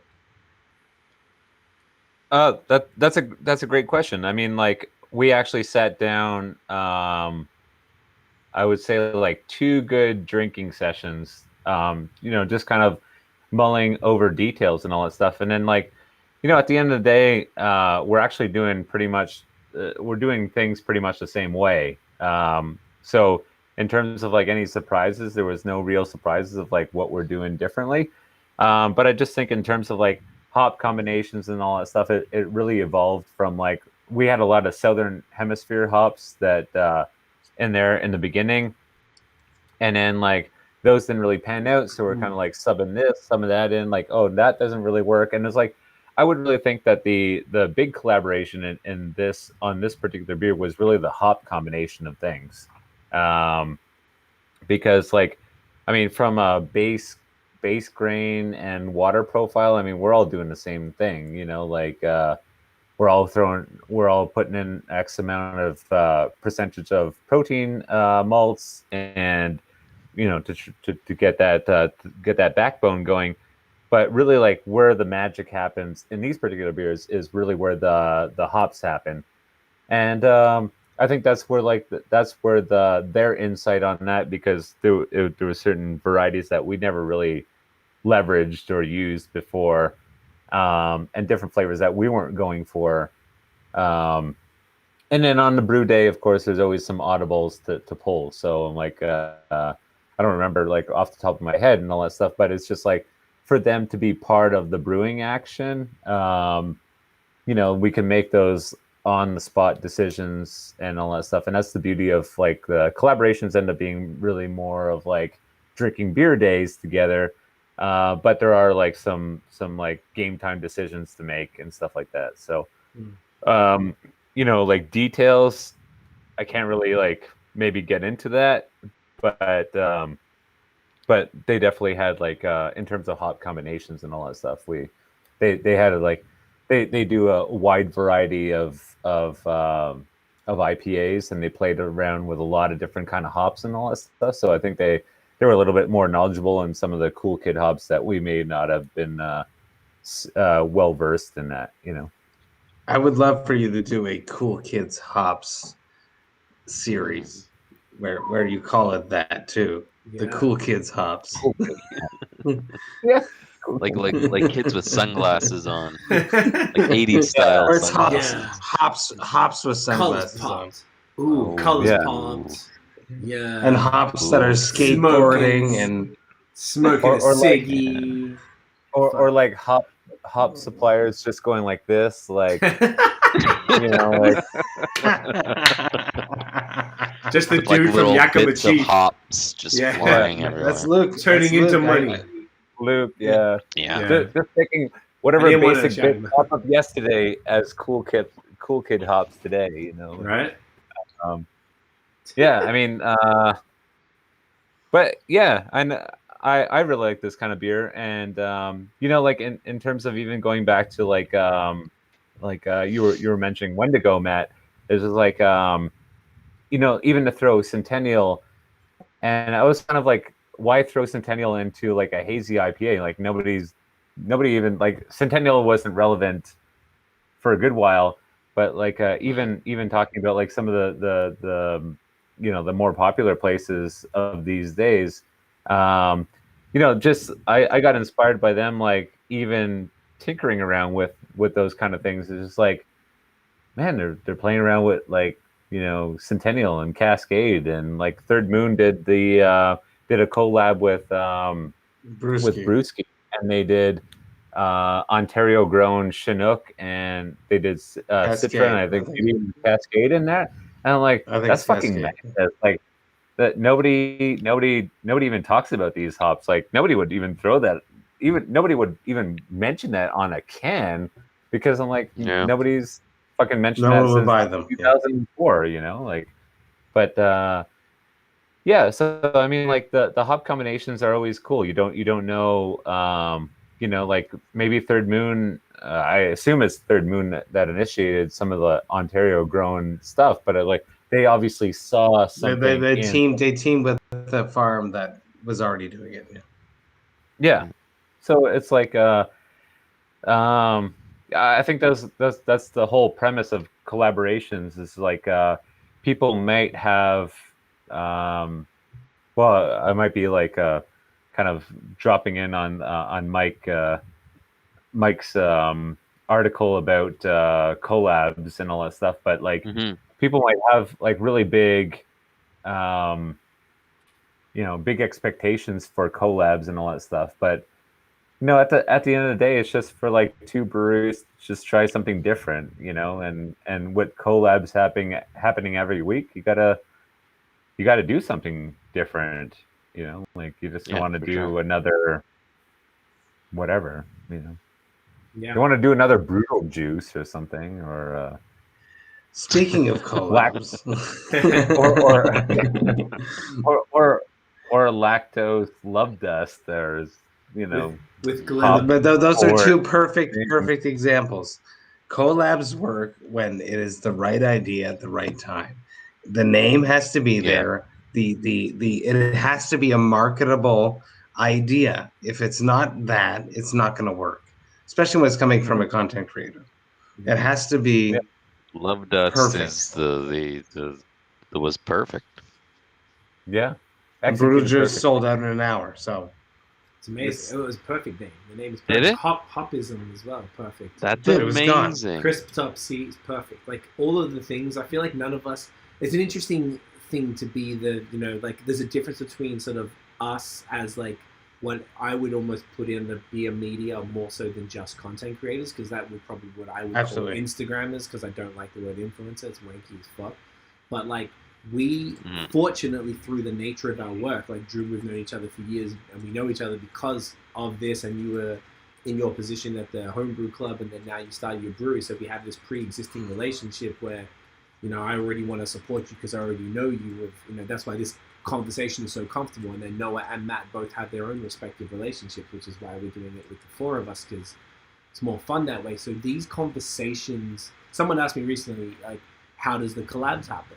Like, do you pitch people, blah, blah? Like 9 times out of 10, we're just shooting the shit. I'm like, yo, we should do that. And it's just kind of like organic. And like Matt, you said, right time, right place. And then it makes sense for that brewery because we all know, like, everybody has their personality, whether it's the beer media side or the brewery. So we know that you can't go and pitch a smoothie beer to Silo or something like that. JP's not going to be down with that, right? Or something completely opposite. I mean, Drew, you're actually pretty down with all the ridiculous ideas because we have been talking about a ridiculous idea. That's kind of what makes you perfect. Like the most ridiculous idea that probably, I don't know if it's going to even be possible to pull off, but the fact that we actually have a genuinely serious monstrosity. It's going to happen. It's going to happen. We're going to do it? Okay. I don't know if we should talk about it, but it's a pretty ridiculous idea that's like, it's just fun. Well, he brought up Mike before, so it'd be a nice segue. Yeah. Well, I mean, we can touch on it anyway before I know we're sort of coming to the end here as well, but maybe we could touch on that before we wrap up and just talk about this ridiculous idea, just to maybe show people, because I imagine that, viewers, listeners, whatever, would be maybe curious to see, people see all of us collabing with different breweries and also seeing the breweries collab together. So wondering how these things come about and, Yeah.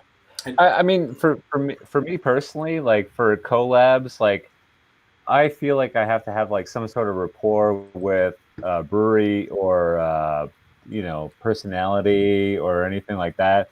As like when I messaged Matt about Chris Topsy, I probably had about 45 pilsners in me at the time, but like it was like. It was really early in the day. It was so early in the day. It was like 2 p.m. You can never trust a brewer. That's true. But see, you guys just start sleeping earlier than us. That's all. No, but like a lot of like my ideas really come from like as I'm about to fall asleep, as I'm mid-sleeping, or if I'm taking a dump. So it's like that's really where everything comes. But I don't want to like I don't and it never comes off good if you just like want to do it for marketing purposes. People can see right through that, at least in my opinion. But people can see right through that. It's like that's why it's like, well, you know, like me and Craig, who've known each other a lot longer than I've known Matt and Noah. Like we've never actually collabed, like ever, and it's just because like I don't know, like the idea has not hit me at that particular moment, and then I remember reaching out to you like what last week was it, and I was like, we need to do something, and I think we need to do it with that particular thing that we're talking about. Yeah. We're keeping it super secret. We're not divulging any secrets tonight. We got some testing to do first. It's pretty crazy. Yeah. So.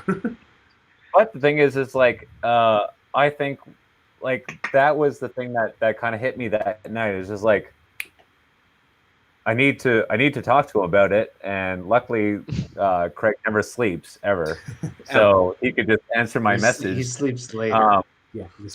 Yeah. You try messaging him at 9 a.m. See what's gonna happen. Good luck. Okay. Yeah. Okay. But no, it made sense when you hit me. I was like, oh, this makes complete sense. Fuck yes. And I've always wanted to, and I don't know. I guess I haven't even really told you as much how much I love your shit and how I feel like I've known you long enough to say, yo, I'm proud of you the way that you've like taken this shit from a president of a homebrew club to literally changing the fucking law on native territory to like, you know, brewing on this very, you know, kind of put together system to now growing this stuff and making this fire ass haze that I put up there with some of the best in the province, man. It's amazing. So I'm honored to finally work on something with you, and it's dope as shit, and it made sense. And you're also down to do some dumb shit that I'm down for, and that's why, like, it just that's great. works. You're hired. We passed the interview. Perfect. I'll be there on Monday. But yeah, I'm always down to do some ridiculousness. I mean, we've kind of like hinted at the monstrosity. Like, I don't know if that makes sense to anybody who's tuned in now, but like we had like a 4-way conversation of like a ridiculous brew idea, but it's like, why negate that? That could be. I'm not saying that we're creating styles tomorrow, but we're definitely doing it. I don't know. You got to throw something different to the wall and see what sticks. So I'm all down for that. You can never say that. I don't know why I'm still blue. Like, why the fuck am I still blue? Can't concentrate. I love it. I like your I like his creative endeavor. Like, I could throw something at Drew, and you will say, "How can I do it?" Yeah. And I like that. Well, I mean, and when he's blue, it's on a whole other level. But he's got a tail right now. Yeah. And some scales. Yeah. I mean, I don't like going into things like just like half balling it. So like 2 balls. Definitely need to 2 ball it. But yeah, so I mean, like you know, like with me and Matt have another collab coming up, and I've already said too much, but when will it end? How many collabs are you gonna do? Oh, we got Drew or me? Come on. Yeah, I don't know. That, Drew or me? Yeah. I mean, he just released 3 last week, so I mean, I got them in my fridge. I'm still thankful for having them in my fridge. I have 23 dropping in at the end of June. Yeah, exactly. But exactly. So the one in June that we're working on, it's just like, I'm like, we can't not fuck this. Like, I don't want to fuck any dogs here. We need to fuck all the dogs to see which dog is going to sit for us. But what the fuck? Yeah, that's your clip. You got to write that time. Can I give some clarity to the dog fucking? Please give some clarity to the dog fucking. Vox&Hops is doing So Brutal North America, where I pair metal breweries. Drew is a metal brewer with past guests of the Vox&Hops podcast, the Vox&Hops alumni. We are creating killer collabs for their bands. I reached out to Drew. I said we could just include Cryptopsy in this with Crisptopsy, and he said, no, let's do another beer. So I pitched him to do Cold Haze Warm Blood, which is a playoff of the Cryptopsy song Cold Hate Warm Blood. So we're doing Cold Haze Warm Blood, a hazy New England IPA with blood orange in it, which is a challenge for him with blood orange. So where's Christian the dog? Johnson's very excited. Where's the Yeah, dog? like how many I don't dogs know. are getting penetrated? Who's in the this dog? tournament? What's happening with the dogs? And who's penetrating them? What dog? I missed Is it this Matt? dog part of this conversation. Matt, are you having sex with a no dog, dog. or is it Drew, or is Yeah, it like a combination where one of you is in the front and the other one's in the Do back? the dogs have the Or is it- OnlyFans? Do we have to see the dogs? What? There's no Where's the dog. dog part of this? This is good. Ask It's a triple Drew. dog. He's the one who. It's a metaphor for like I don't want to go like half-ass into it. So like for instance, like blood oranges. I've actually never. I don't even think I ever had a blood orange. So I actually went out to the grocery store and bought all of the blood oranges. I just needed to like have this and so like because for mutual, especially like with Cryptopsy having their reputation on the line of having a big, it needs to be a big dick out beer, but also something as a follow up to the Cryptopsy. Like it needs to be a good beer because Cryptopsy was fucking awesome in my opinion. But we need to step it up, and there's going to be expectations after the first one, and especially with the whole project too. Like there's 23, 24, 20 something I other was aiming breweries. for 24. I hit 23. We might have 24, but we're at 23 at the moment. Okay, well, 23 other breweries or 22 other breweries involved is like there's a lot of pressure behind it, and I don't want to fail Matt either, and let alone the other guys in the band. So they're a little bit more. He was going to intimidating say than Matt. Flo. Yeah, I was going to say Flo. But they're a little bit more intimidating than Matt is, let's say. So I don't want to fail them. So the thing is, like, I'm doing my utmost research into make sure that this beer is like to the T, and I've kind of like thrown them some questions like, how much blood orange do you want in there, and like what kind of hops are we looking at, and all that stuff, and but that's it. Like I want them. Like, I basically board. want a Wendigo with blood orange is what I want. I want it to be heavy ass ABV. That's what I want. Have you been like homebrewing this shit? No, we have not been homebrewing this shit, but like I think we got a good idea of where we're going on this. But I was just asking. I was curious. Are the dogs okay? The dogs are fine. Well, I hope they're properly penetrated. Did they O? Did they reach O? Did they climax? Okay. Then. We got Peter on the line. Yep, we're getting them off. Okay, sorry. We're fucked. I'm stoked about Brew North America is sick. 13 Canadian breweries, 10 from the US, 9 from Quebec. It's insane. 9 from Quebec. I had to ask every person that I knew that was somewhat metal in a brewery to be part of this. I felt like they'd be insulted if I didn't. They all said yes. Everyone said yes. It's crazy. Yeah, that's amazing. Plus the alumni from Quebec. I've interviewed everyone from Quebec, so it's amazing. It's cool. It's cool. I'm stoked. I can't wait to release everything and dive into the whole project and taste everything and see where everything's going. It's very exciting. And then when we're done, I'm like, just make these beers and it's not Brutal North America anymore. Just do these collabs. Mhm. Let it be the beer that is between the band and the brewery. Make your own artwork. Make it be your own thing. It's like, this is my gift to you. I've connected you. You make sense together. So just be yourselves and sell beer, promote the band, promote art, promote the art of beer. That's what Brewed North America is. It's amazing. I love it. I'm so excited. It's so That fucking sounds cool. a bit similar to something that you and Craig are working on too. Oh yeah. We're gonna talk about Really? this. We're gonna talk to you about that actually, Drew. You know what we're talking about, Matt. Oh yes. I Yeah, hope I'm yeah. a part of that too. If not, Well, I know. I've already told him about that because he pitched that to me too. Oh, you know the deal. Okay. Oh. Look at how much secrecy. We just got a lot of secrecy in this damn podcast right now. Yeah, People are like, "What the apparently fuck we're are these guys keeping talking?" shit to ourselves. The The only thing we're not secret about is five. the number of dogs that we literally have sex with.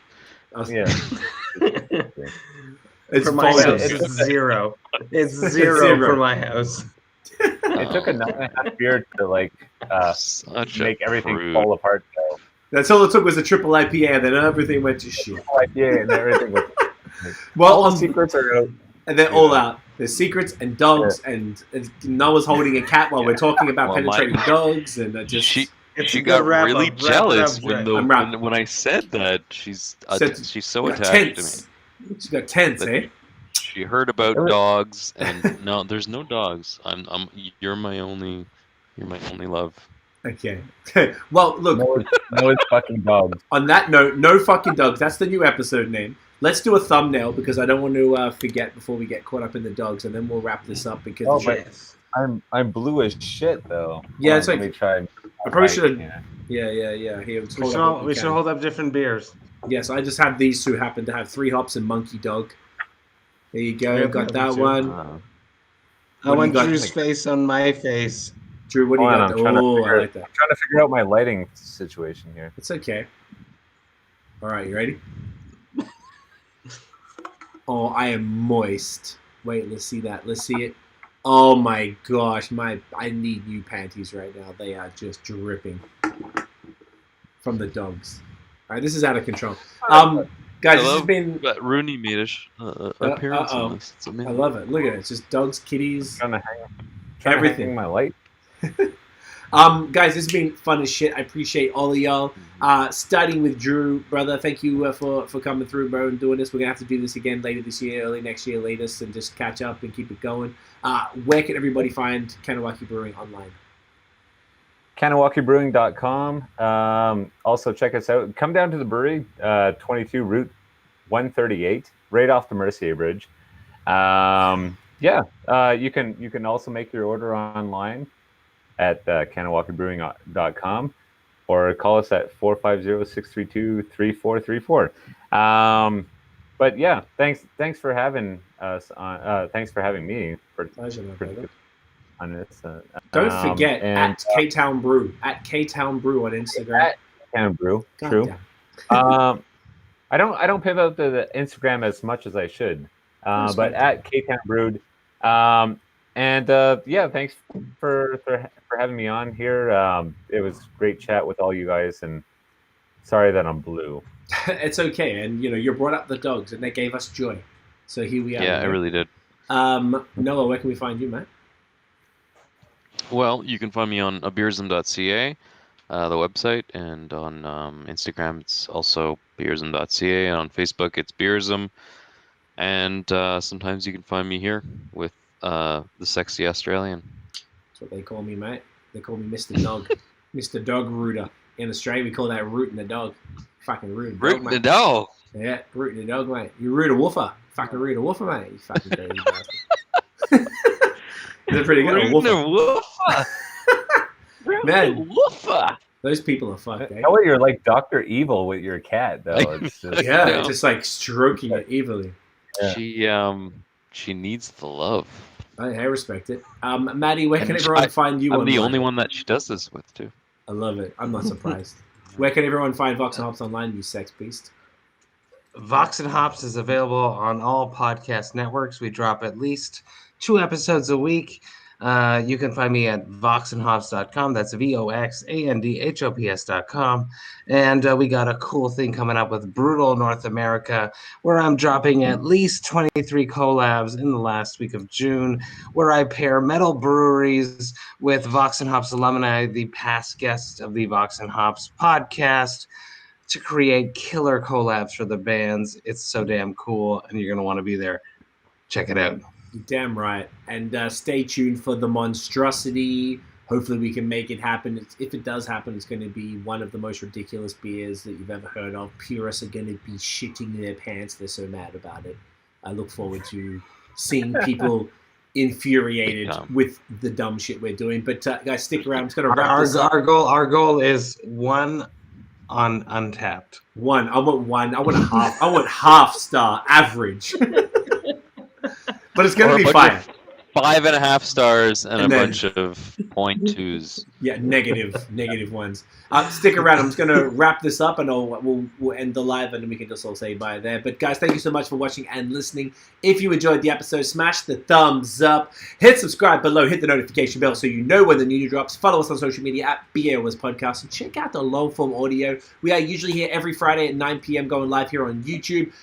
We have been doing a lot of Thursdays. The next couple of weeks, I have some Thursdays coming up as well. So stay tuned on Instagram. We always talk about it. Audio goes live every Wednesday and sometimes Mondays if there's more than one episode. And we are available everywhere. We'll see you fucking next Thursday. Stay safe. Behave yourselves. Don't touch each other. Just fucking get it in you. We'll see you next time. Peace.